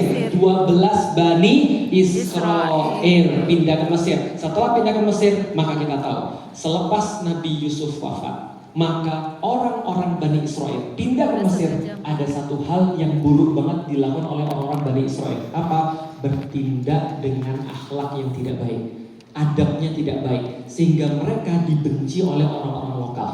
Dan pada satu waktu Fir'aun yang menggantikan Raja Mesir punya mimpi dan punya dukun yang mengartikan mimpinya, yaitu adalah apa? Anda akan digantikan oleh anak-anak Bani Israel. Oke, itu menurut hadis. Sekarang aku kasih sejarah. Sejarahnya adalah dulu orang-orang Mesir itu pernah dikuasai oleh orang asing, namanya bangsa Hyksos. Itu yang diperkirakan sebagai Raja Mesir. Makanya ada Malik, ada Fir'aun di dalam Al-Quran. Gitu kan ya, ada Malik, ada Fir'aun. Malik adalah raja, itu masa Hyksos ketika mereka dikuasai. Bayangkan, ketika orang lokal berhasil mengembalikan kekuasaan lokalnya, mereka parno nggak sama orang-orang asing? Parno. Orang-orang Bani Israel orang asing atau bukan? Asing. Maka dukunnya bilang, ini hati-hati, kamu akan digantikan lagi sama orang-orang asing, yaitu adalah Bani Israel. Maka dia buat keputusan, seluruh bayi-bayi laki-laki harus dibunuh. Maka Nabi Musa lahir dalam kebijakan itu. Kakaknya Harun juga lahir dalam kebijakan itu. Tapi kok gak mati? Harunnya kok hidup? Karena pada saat itu pengusaha-pengusaha asli Mesir bilang, Fir'aun, cobalah dikasih libur kebijakannya. Kenapa? Ini anak-anak laki-laki pada habis semua. Gak ada pekerja kita sekarang, gak ada karyawan laki-laki, gak ada budak lagi. Cobalah liburkan dulu keputusannya. Maka keputusan bunuh bayi diliburkan selama beberapa tahun. Itulah Harun lahir. Setelah Harun lahir, kebijakannya lanjut lagi. Musa lahir. Oke, Nabi Musa lahir. Itu ya, lihat ya, masih di bawahnya udah berapa tahun kita dari tadi? Hampir 500 tahun ya. Cepat banget ya, alhamdulillah ya. Nah 500 tahun Musa berdakwah di Mesir. Setelah dia kemudian gede, dia berdakwah di Mesir. Kemudian dia diperintahkan untuk membawa orang-orang Mesir pergi ke tanah terjanji. Dan ini adalah rutenya melalui gurun Sinai. Dan itulah kita kenal dengan nama pembelahan Laut Merah. Jelas sampai di sini teman sekalian? Berarti dari 500 tahun Musa belah Laut Merah dan menyeberangkan Bani Israel. Walaupun Musa kesal banget. By the way, pernah baca Suratul Kahfi? Suratul Kahfi, Musa nanya sama Khidir, boleh gak aku ittiba? Boleh gak aku ikut kamu? Khidir bilang, kamu gak bisa ikut aku. Kenapa? Karena kamu tidak sabar. Innaka lan tastati'a ma'iya sabra. Kamu gak bakal bisa sabar sama aku. Itu yang diomongin sabar siapa? Yang gak sabar diomongin siapa? Musa. Teman-teman tahu Musa memimpin kaum paling complaining, annoying, lalu kemudian self harm gitu kan ya. Dan segala macam sifat-sifat toxic NPD itu satu negara tuh. Paham maksudnya? Dan itu masih dibilang gak sabar. Coba bayangin, karena mereka sudah menyerap seluruh keburukan-keburukan yang ada di Mesir masuk dalam diri mereka. Musa sabar banget. Sampai sebelum pembelahan Laut Merah, itu yang mereka katakan apa? Musa sampai di situ, Musa lihat ke belakang, pasukan mau mengejar, di depan laut, gak surut, gak ada apa-apa. Musa sama putus asanya kayak orang-orang itu. Di belakang, teman-teman tahu orang-orang Bani Israel ngomong apa? Lihat tuh, Musa katanya mau ngomong, mendingan kita kemarin di Solo. Anak kita mati sih, tapi kan kita punya rumah, tapi kita punya makan. Sekarang rumah gak ada, makan gak ada, gak hidup, mati kita semua gara-gara ikut Musa. Sampai Musa berkata, kalla innama iya Robbi sayahdin. Dengerin ngomongan itu, Musa berkata, enggak, Tuhanku bersama aku dan akan menolongku. Kesel, paham maksudnya? Bandingkan dengan ucapan Nabi Muhammad, innallaha ma'ana. Jangan takut Abu Bakar, innallaha ma'ana. Sesungguhnya Allah bersama kita. Kalau yang tadi lu nggak diajak, paham maksudnya? Gua bersama Allah. Allah pasti akan nolong gua. Paham maksudnya? Kebayang nggak keselnya kayak apa? Sabarnya kayak apa? Ngurusin Bani Israel. Jadi kalau Anda sekarang melihat hal-hal yang kayak nggak masuk akal gitu kan ya, Anda merasakan sedikit daripada apa yang dirasa oleh Nabi Musa. Jelas sampai di sini? Bayangin Anda sudah nolong mereka, sudah terus kemudian menyeberangi Laut Merah, membelah lautan, melakukan sesuatu yang unthinkable dan gak pernah dibayangkan dan gak pernah dilihat orang sebelumnya. Anda tahu apa yang terjadi begitu mereka sudah nyebrang? Mereka nongkrong melihat pasukan Fir'aun mati, lalu kemudian mereka sesudah itu jalan lagi, mereka bikin hashtag. Apa hashtagnya? Musa punya penyakit kulit. Coba bayangin, aku gak tega ngomongnya, lebih kasar daripada itu. Musa punya penyakit kulit di kemaluan. Bayangin, Bani Israel. Sampai Allah membersihkan akhirnya namanya Nabi Musa. Yang batunya lari itu loh, masih ingat?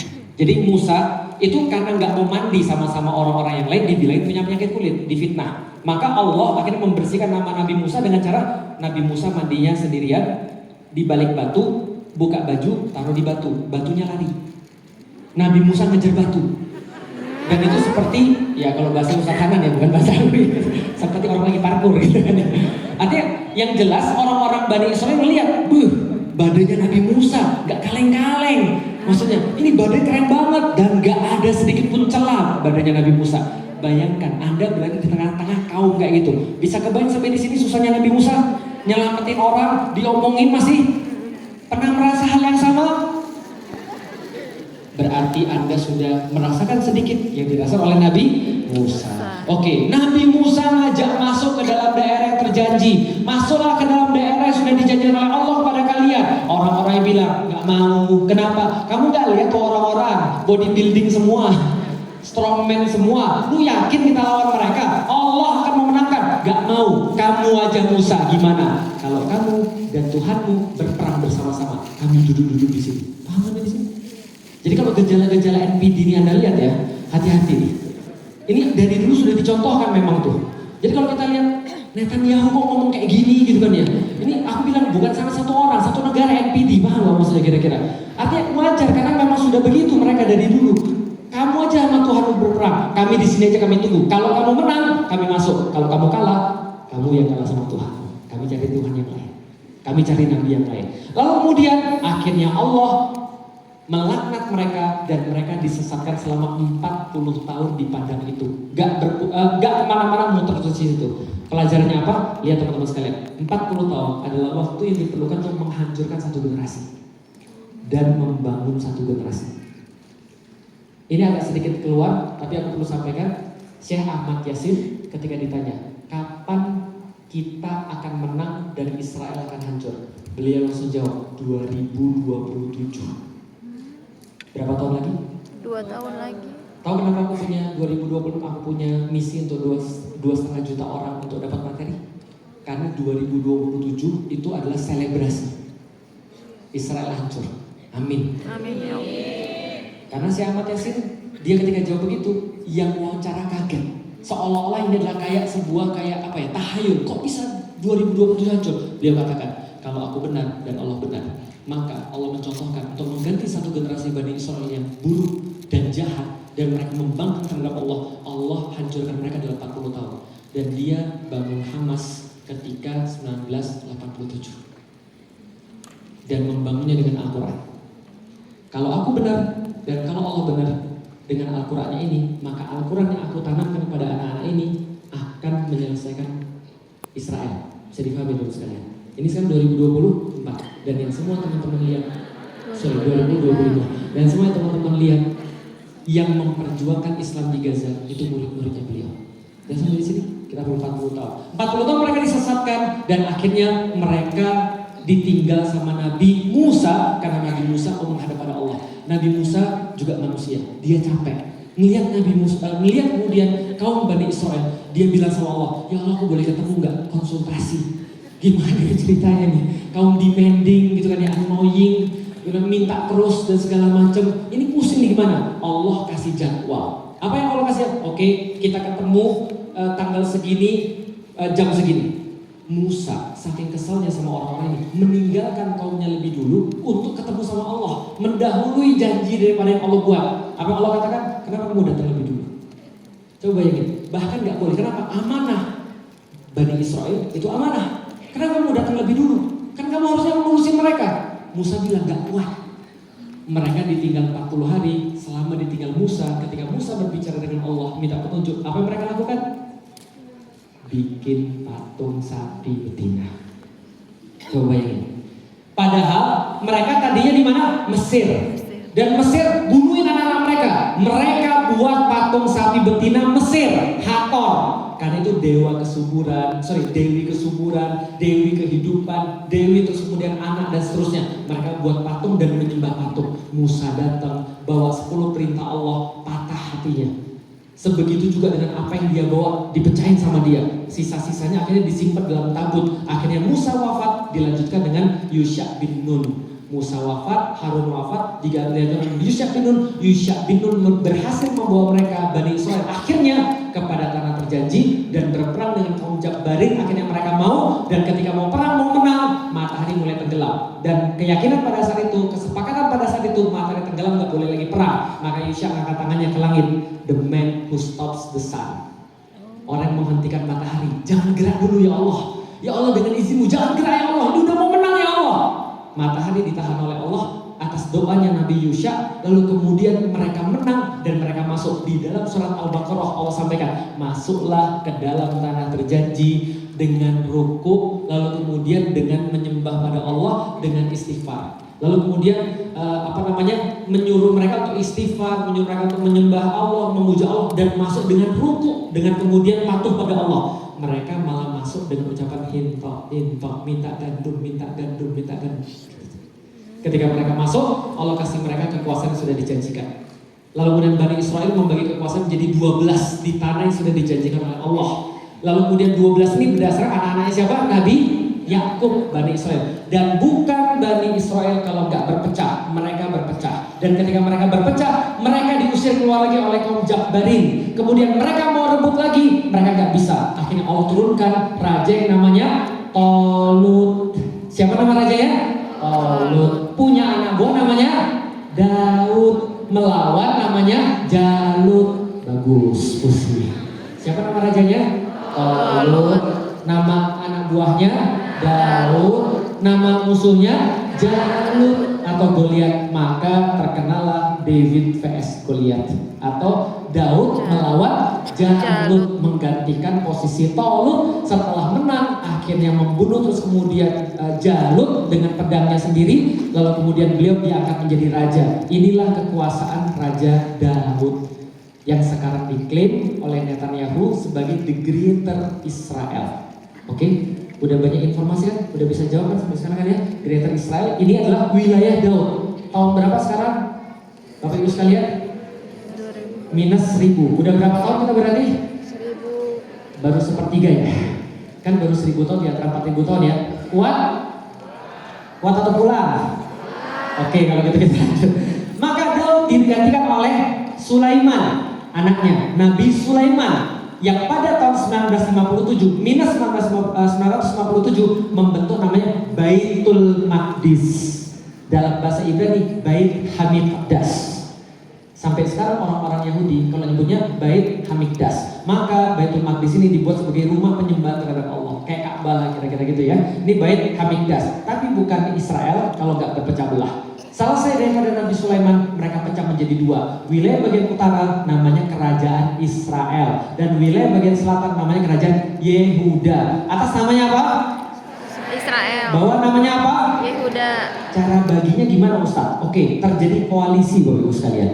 Koalisi yang di bawah kerajaan Yehuda adalah koalisi suku Yehuda dan suku Bunyamin. Sementara koalisi 10 suku di atas membentuk namanya kerajaan Israel. Israel berkedudukan ibu kotanya di Samaria, sedangkan Yehuda berkedudukan ibu kotanya di Yerusalem. Jelas sampai di sini teman-teman sekalian?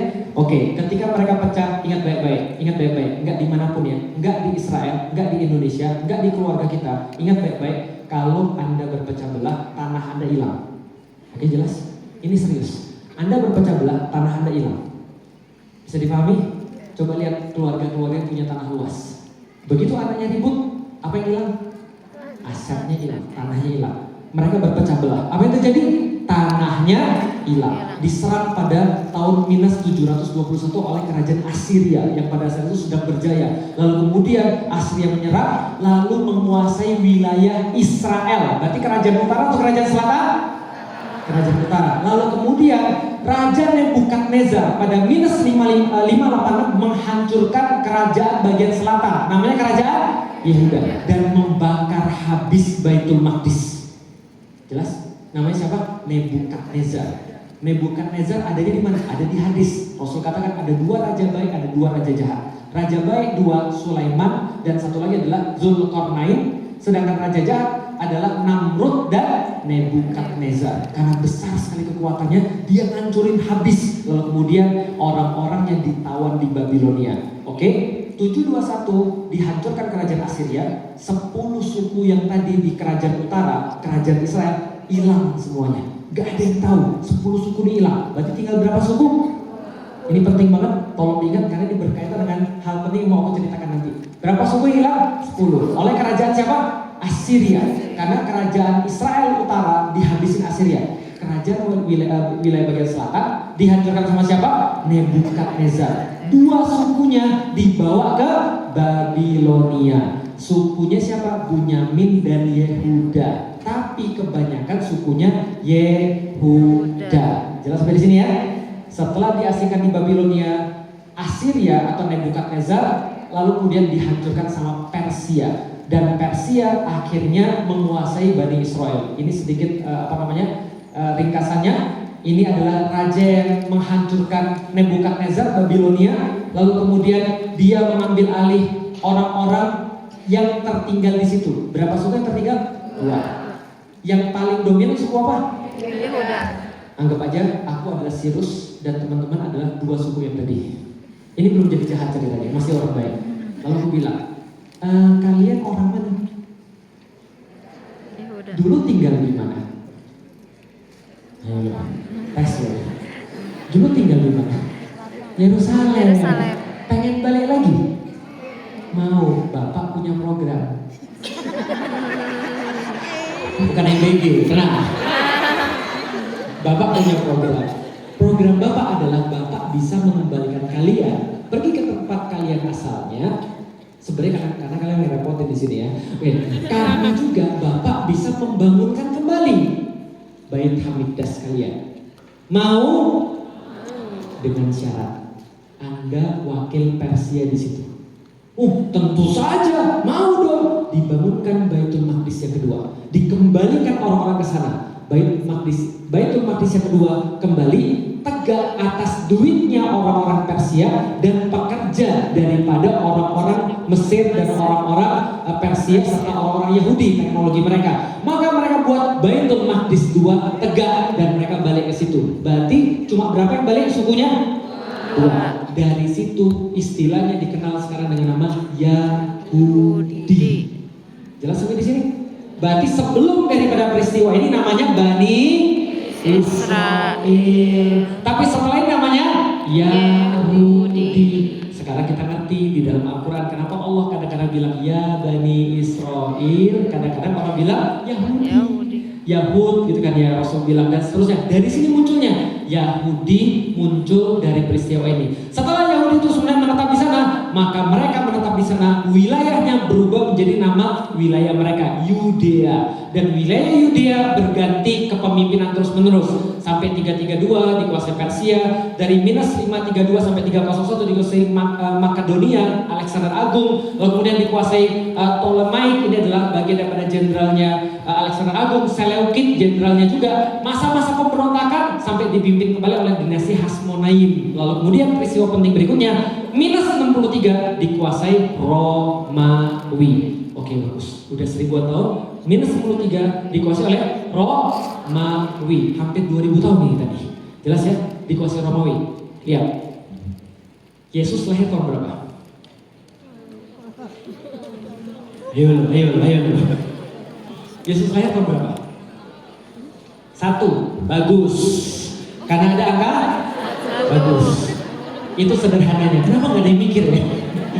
Itu sederhananya. Tapi yang nggak sederhananya kapan-kapan kita bahas. Karena Yesus bisa jadi lahir antara minus 6 sampai 6. Nggak harus 1. 1 karena memang yang mau mudahnya aja lah. Karena ini tahun berapa? 2025 Masihi. Masihi artinya adalah tahunnya Al-Masih. Artinya Al-Masih sudah berlewat berapa tahun? 2025 tahun. Ketika Yesus lahir, berarti teman-teman sekarang sudah harus tahu. Dia dibawa kekuasaan siapa?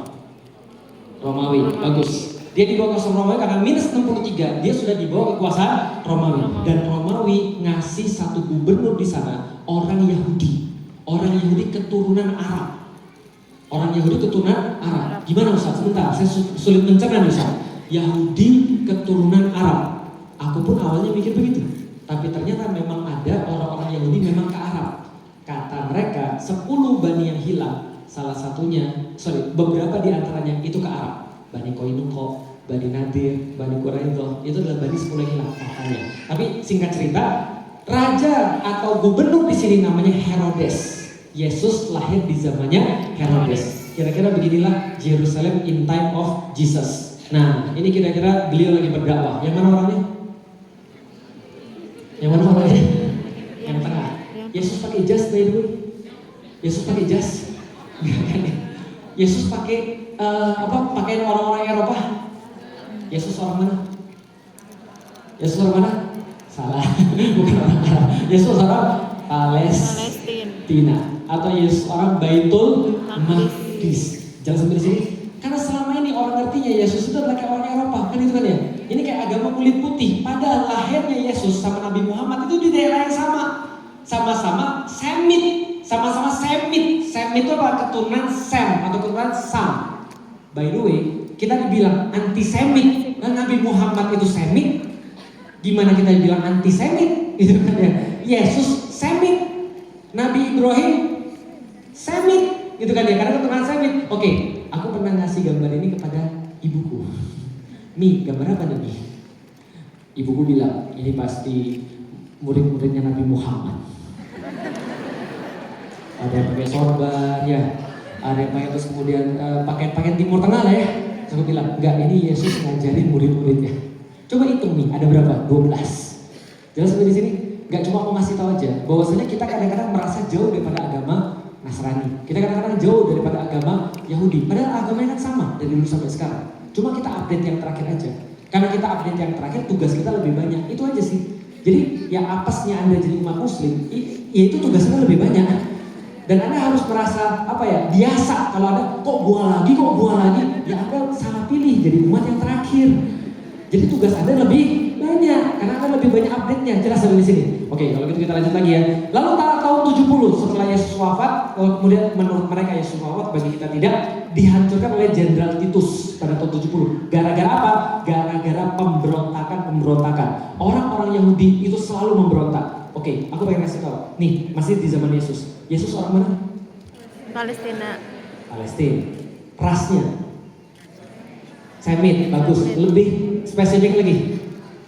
Yahudi. Oke, jelas ya. Kan ada cuma 2 tersisa. Yahudi. Dia orang Yahudi. Dia keturunan Yahudi. Berarti orang Semit keturunan Yahudi. Dia tinggal di Yerusalem. Yerusalem itu kota orang Yahudi. Dipimpin Herodes yang juga orang Yahudi. Yang punya bos-bos kepemimpinan, MPR-nya, DPR-nya namanya adalah Sanhedrin.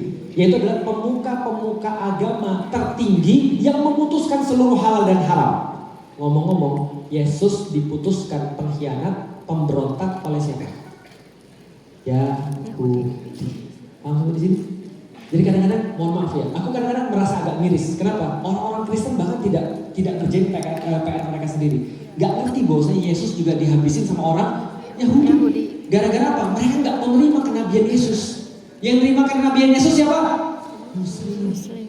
Kita nggak boleh menghina Yesus. Kita harus kemudian beriman pada Yesus. Orang-orang Yahudi nggak mau beriman dan mereka mengatakan Yesus nabi palsu. Dan mereka mengadakan pemberontakan terus. Dan di masa Yesus mereka bilang sama orang Romawi, di sini ada pemberontak. Siapa? Yesus. Padahal mereka yang memberontak. Jelas sampai di sini ya. Akhirnya pemberontakan itu terjadi pada tahun 70, dihabisi oleh Jenderal Titus, lantas hilanglah tabut perjanjian. Atau tadi ya, 10 perintah Allah yang disimpan dalam satu tabut, dalam satu kotak, di dalam Al-Quran juga ada, hilang sampai sekarang nih tabut perjanjiannya. Akhirnya setelah itu ada kejadian penting pada tahun 135, yaitu adalah melibatkan namanya Kaisar Hadrian. Jadi gini, Yahudi kan memberontak terus menerus, dan pemberontakan paling parah terjadi di zaman Hadrian. Pada tahun 135 terjadi pemberontakan Bar Kokhba namanya. Di situ semuanya habis dibakar, orang-orang polisi semua dimatiin, tentara-tentara dilawan, mereka bentuk sebenarnya negara sendiri melawan Romawi. Akhirnya Romawi menghapuskan seluruh orang-orang Yahudi yang memberontak tadi dan bikin kebijakan penting. Apa kebijakannya? Kebijakannya adalah tidak boleh lagi orang Yahudi masuk ke dalam tanah terjanji. Yang ngusir siapa teman-teman sekalian? Kaisar. Namanya Hadrian. Kaisar Hadrian 135 dia ngusir orang-orang Yahudi dan menghapuskan seluruh identitas daerah itu dengan nama Yahudi. Maka dia mengganti wilayah Yudea atau wilayah Yahudi dengan nama Syria Palestina. Berarti dari kapan kata-kata Syria Palestina? 1300. Jadi kalau ada orang besok ngomong Palestina tidak pernah ada. Dari dulu Palestina tidak pernah ada. Guys, tolong belajar dikit lah. Paham ya? Syria, Palestina, dan kota Yerusalem diganti dengan nama Ilia Capitolina. Ilia Capitolina. Itulah kenapa di Sahih Bukhari bab iman ada kata Rasul kota Ilia. Kata Rasulullah Muhammad ada kota Ilia. Artinya adalah kota apa? Yerusalem atau Baitul Ilia. Kenapa namanya Ilia? Nama keluarga dia Elius. Maka nama kotanya Ilia. Capitolina apa? Digunakan untuk menghormati 3 dewa besar Romawi, yaitu adalah Minerva, Jupiter, dan Juno. Ini 3 ini satu geng, bestie, satu tongkrongan. Namanya Capitolina. Capitolina artinya adalah dewa-dewa besar. Sekarang nama bahasa Inggris ibu kota Capital. Dari sini. Jelas maksudnya? Capitolina. Jadi Ilia Capitolina adalah kota yang diusir seluruh orang-orang Yahudi, dikhususkan bagi penyembahan terhadap 3 dewa utama Romawi. Minerva, kalau di Yunani namanya Athena. Kalau Jupiter di wilayah Yunani namanya Zeus, dan yang ini Juno, nama Yunaninya Hera. Jelas ya, 3 dewa utama. Maka dibuatinlah tempat itu dan dibuatin kuil di situ, kuil Zeus atau kuil Jupiter. Di mana? Di Baitul Maqdis, di kompleks Baitul Maqdis. Dan sampai sekarang itu kalau seandainya kita lihat, ini bentuknya Baitul Maqdis, by the way, bagus sekalian. Bentuknya segitiga, segi 4. Kayak nggak segi 4 ya? Trapesium. Kita punya bahasa khusus, irregular rectangle. Irregular rectangle bentuknya kayak gitu. Subhanalladzi asra bi 'abdihi lailan minal Masjidil Haram ila Masjidil. Berarti 2 ini kembar ya, Masjidil Haram dan Masjidil Aqsa. Bentuk Ka'bah persis kayak gitu. Persis. 100% aspek rasionya sama. Berikut derajat-derajatnya sama. Serius nih Ustaz, hoax nih. Gua lihat Ka'bah kotak. Serius, pernah lihat Ka'bah kotak atau persegi? Mulai bingung nih.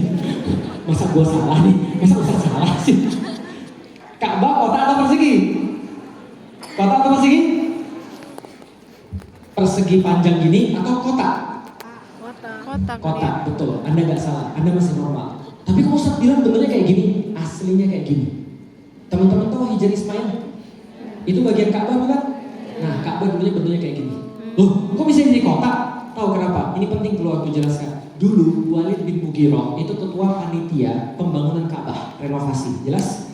Dan Walid bin Mughirah bilang, jangan pakai duit haram untuk bangun Ka'bah. Anda bisa jadi punya duit haram dan Anda pakai kemana? Tolong jangan pakai duit haram untuk bangun Ka'bah, karena duitnya kurang, dibuat Ka'bahnya bentuknya segitu. Dan sebenarnya di sini pelajarannya adalah orang Quraisy saja tahu nggak boleh pakai duit haram buat bangun Ka'bah. Lu dana haji, oh enggak? Haji. Ini Baitul Maqdis. Dan ini perkiraan daripada para sejarawan tentang kuil Jupiter ketika ada di situ. Jadi yang warna biru adalah kuil Jupiternya, yang warna hitam adalah Baitul Maqdisnya. Bisa relate sekarang bentuknya kayak apa? Itu perkiraan aja. Oke, setelah itu terus kemudian Kaisar Konstantin pada tahun 325 seperti yang saya ceritakan tadi menjadikan Kristen sebagai agama negara dan membuat kota Yerusalem menjadi kota suci atau kota Ilya menjadi kota suci. Maka muncullah kota suci Ilya, tapi karena dia waktu itu masih penyembah berhala, maka dia tetap mempertahankan beberapa tempat walaupun sudah pada hancur setelah zamannya Hadrian. Karena dia udah masuk Kristen, lantas dia bangun banyak sekali gereja-gereja di sana. Oke, dari sini kita tahu di zaman Rasulullah ketika tahun 600-an, ketika beliau Isra dan Mi'raj ke sana, dari peta ini kita dapat nih, ini adalah kota Baitul Maqdis Yerusalem di peta Madaba, di atasnya kosong. Berarti di situ kompleks Baitul Maqdis kosong. Maksudnya Ustaz, oke gini, pelan-pelan. Peta Madaba adalah peta yang ditemukan di Yordan, daerah Madaba. Ini adalah peta pertama yang dated tahun 400 Masehi. Jadi pada saat 400 Masehi digambarlah peta ini, dan peta ini dibuat dengan mosaik dan menggambarkan Baitul Maqdis kosong. Berarti ketika Rasul ke sana, para ilmuwan dan ulama berpendapat kuatnya adalah tempat itu sudah kosong, bahkan jadi tempat sampah. Karena kenapa? Karena orang-orang Kristen tidak terlalu suka pada saat itu dengan orang Yahudi, maka daerah itu dijadikan tempat sampah. Setelah kuil Jupiter tadi runtuh. Oke, waktu itu kita lihat lagi. Yahudi melakukan diaspora setelah diusir oleh Hadrian. Ini adalah peta diasporanya, pergi kemana-mana, pergi ke daerah Tunisia, Maroko, Eropa dan segala macam. Dan di sana mereka bikin masalah terus, mereka bikin masalah lagi. Sampai akhirnya tahun 602 sampai 628 masih kuat. The Last Great War of Antiquity. Ini penting banget. Kenapa? Ini mengubah semuanya. Koyo cabe ada nggak ya di sini ya? Ada nggak? Koyo cabe. Oh nggak ada ya. Di sini harusnya ada koyo cabe, temanku hadir sepulang sekolah. Aku pengen promoin aja. Sepulang sekolah itu punya satu materi judulnya Tahun Terburuk Sepanjang Sejarah Manusia. Dan aku baca itu juga sebelum dia buat materi itu. Dan teman-teman tahu tahun berapa tahun terburuk sepanjang sejarah manusia? Tahu? 536. Itu tahun terburuk sepanjang sejarah manusia. The worst dalam sejarah manusia. Kenapa ini penting? Karena di tahun itu meledak seluruh gunung-gunung, nutupin awan-awan gelap di seluruh bumi, sampai kemudian terjadi banyak sekali kegagalan panen, famine di mana-mana, mengakibatkan masalah sosiopolitik, ekonomi dan seterusnya. Orang-orang gak ada ubahnya dengan binatang. Mereka makan orang, benar-benar makan orang, dan benar-benar terus kemudian jahat dan keluar sifat aslinya sampai bertahan sekitar 30-40 tahun berikutnya. By the way, 40 tahun berikutnya, 30 tahun berikutnya, ada peristiwa yang penting. 570 Rasulullah Muhammad lahir. Dulu aku bingung ketika baca sirah. Nabi Muhammad lahir, pohon-pohon yang tadinya tidak berbuah jadi berbuah, air-air yang tadinya mampet terus kemudian muncul lagi. Setelah aku ngerti the worst, tahun terburuk dalam sejarah, aku paham. Oh, itu maksudnya. Apa hubungannya dengan 600? Gara-gara seluruh kejadian ini perang besar antara Romawi dan Persia. Ketika Romawi dan Persia perang besar, maka muncullah pemenang siapa? Persia. Tapi setelah itu menang Romawi. Di dalam Al-Quran Allah sampaikan setelah para sahabat nanya pada Rasulullah, ya Rasulullah, perang besar antara Romawi dan Persia, siapa yang menang? Allah turunkan gulibatir rum fi al-am'a wa hum min ba'di ghalabihim sayaghlibun fi bid'i sinin. Akan dikalahkan orang-orang Romawi di tempat paling rendah, dan setelah mereka kalah, mereka akan balik comeback setelah beberapa tahun. Dan mereka comeback setelah beberapa tahun. Kapan beberapa tahunnya? 629, Heraklius Agung berjalan dengan sangat gagah mengambil kembali salib suci daripada tangan Raja Persia. Kemudian membawa salib suci pergi ke kota Yerusalem, menaruhnya ke depan gereja Holy Sepulchre tadi, lalu mengatakan bahwa aku adalah penyelamat dunia Kristen. Dan semua orang mengakui itu pahlawan luar biasa besar. Namanya siapa? Heraklius. Di saat yang sama Heraklius bawa itu, dia dikasih surat dalam bahasa Arab. Lalu tulisannya di bawahnya Allah Rasul Muhammad, dari Muhammad Rasulullah SAW kepada Heraklius pemimpin Persia, masuk Islamlah Anda akan selamat. Kalau Anda tidak mau, Anda akan tanggung dosa seluruh orang-orang Eropa. Dia masuk Islam atau tidak? Siapa nih? Muhammad. Tapi dia orang yang sangat bijaksana karena dia seorang beragama juga. Maka ketika dia lihat nama Muhammad, dia nggak tahu, dia bilang cariin saya orang-orang Arab. Dapat satu orang namanya Abu Sufyan. Kenal Abu Sufyan? Kenal? Gimana kenal? Itu gurunya Ustaz Adi ya, bukan gurunya. Abu Sufyan dibawa di dalam Sahih Bukhari, diceritakan percakapan mereka. Setelah bercakap-cakap, lantas kemudian wajahnya Heraklius lalu kemudian menunduk dan berkata, kalau ada di depan saya orang ini, saya akan cuci kaki dia, karena orang ini adalah nabi yang sudah dijanjikan di dalam agama kita. Lalu dia ngajak orang-orang untuk masuk Islam, mereka nggak mau. Akhirnya nggak jadi dia masuk Islam. Jelas sampai di sini. Nah, setelah terus kemudian Heraklius menjadi tahu tentang Nabi Muhammad, Heraklius benar kekuasaannya akan sampai di depan kaki kita. Singkat cerita, fast forward 629, Heraklius terus kemudian wafat. Lalu kemudian Rasulullah juga wafat, timeline mereka hampir sama. Rise of Islam. Uli Ba'sin Syadid, salah satu sahabat kita, sahabat Rasulullah, salah satu yang kita kagumi, Umar bin Khattab menaklukkan Baitul Maqdis. Cerita lengkapnya nanti pas yang kedua. Tapi coba lihat ya. Nih, ada yang pengen aku ceritain sebelum aku selesai. Teman-teman sekalian, teman-teman tahu Umar bin Khattab? Umar pernah punya dua kejadian yang paling beliau sesali dalam hidup dia. Satu, bantah Rasul ketika perjanjian Hudaybiyah. Dua, bantah Abu Bakar ketika memberangkatkan pasukan Usamah bin Zaid. By the way, ketika perjanjian Hudaybiyah, Umar gak terima. Kenapa kita begini? Kita kayak pengecut. Kamu nabi atau bukan? Nabi Muhammad bilang, Allah gak akan pernah meninggalkan saya. Setelah Umar protes, turun surat Inna fatahna laka fathan mubina. Kami telah memberikan kamu kemenangan yang besar. Dan benar, Umar nyesal. Dia puasa, dia memerdekakan budak, dia terus kemudian sholat dan kemudian minta ampun pada Allah atas seluruh dosa-dosanya. Yang kedua, yang sangat dia sesali ketika Rasul wafat. Rasul wafat 3 hari kemudian, Abu Bakar ketika dilantik, maka kemudian Abu Bakar buat program pertama setelah 3 hari dia dilantik. Berarti 6 hari setelah wafatnya Rasul. Apa program pertamanya? Berangkatkan pasukan Usamah. Sebagaimana seruan Rasulullah SAW pergi ke Baitul Maqdis. Apa para sahabat bilang? Abu Bakar, sebentar dulu, jangan. Kenapa? Kita punya banyak masalah. Orang murtad, nabi palsu, semuanya ada di sini. Jangan berangkat pasukan Usamah. Abu Bakar bilang, enggak, berangkat pasukan Usamah. Lalu kemudian para sahabat bilang, kita ngomong jangan ngomong dia, kita ngomong aja yang lebih penting, istrinya Rasul. Gini Umar. Gini Abu Bakar, masalahnya kalau kita memberangkatkan pasukan Usamah, siapa yang melindungi Madinah? Bukankah di situ ada istri-istri Rasulullah? Kalau mereka diganggu nanti gimana? Apa kata Abu Bakar? Kalau anjing-anjing masuk ke dalam rumah Ummul Mukminin, saya tidak akan pernah membatalkan program yang diberangkatkan oleh Rasulullah. Berangkatkan pasukan Usamah. Lantas kemudian mereka nggak habis pikir, mereka bilang kita nggak bisa, harus kita suruh bestinya juga. Siapa bestinya Abu Bakar? Umar, tolong.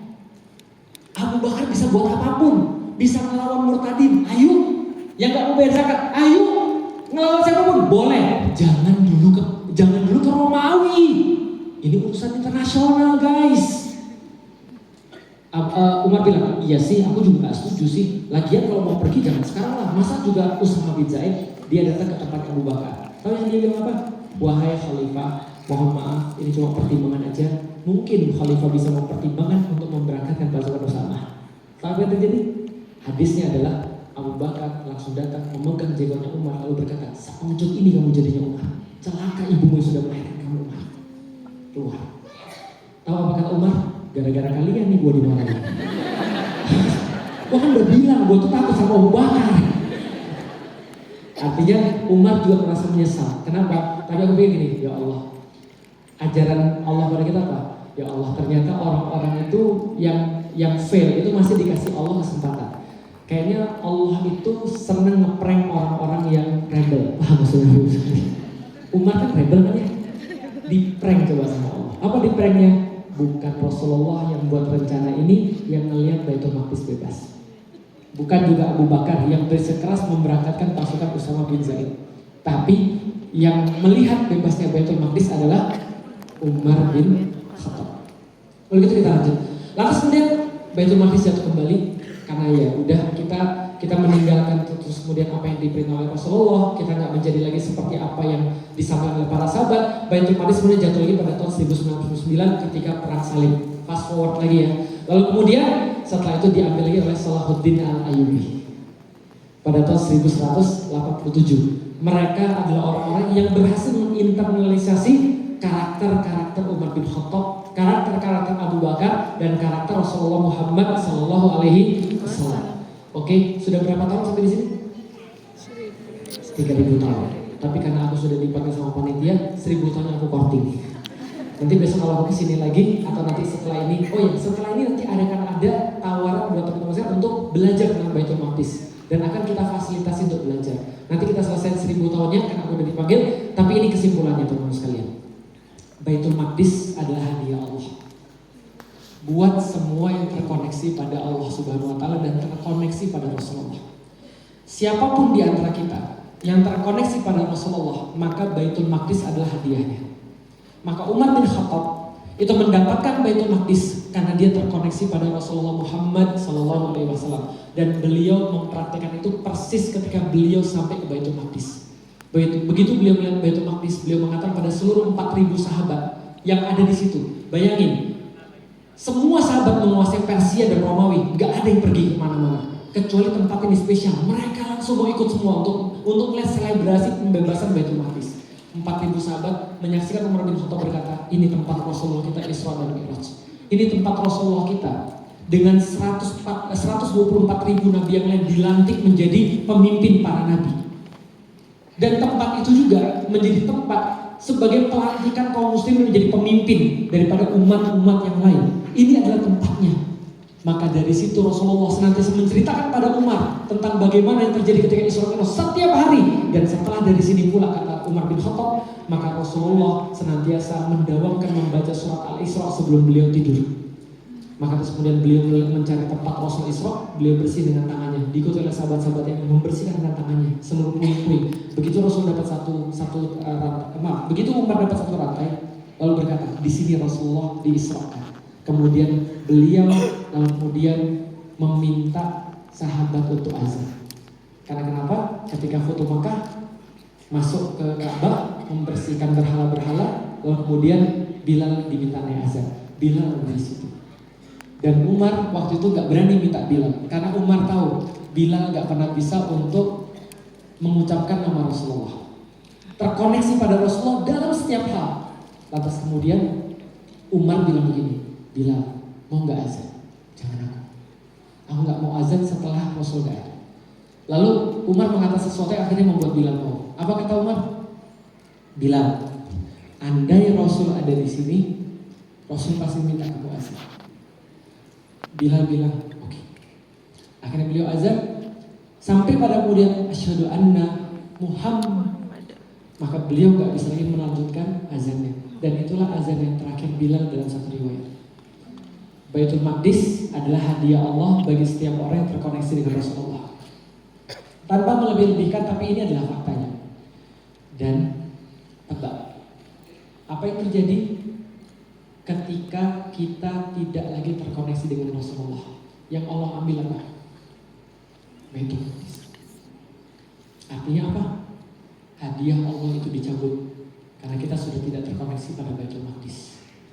Baitul Maqdis kembali berdarah karena kita, and their blood haram.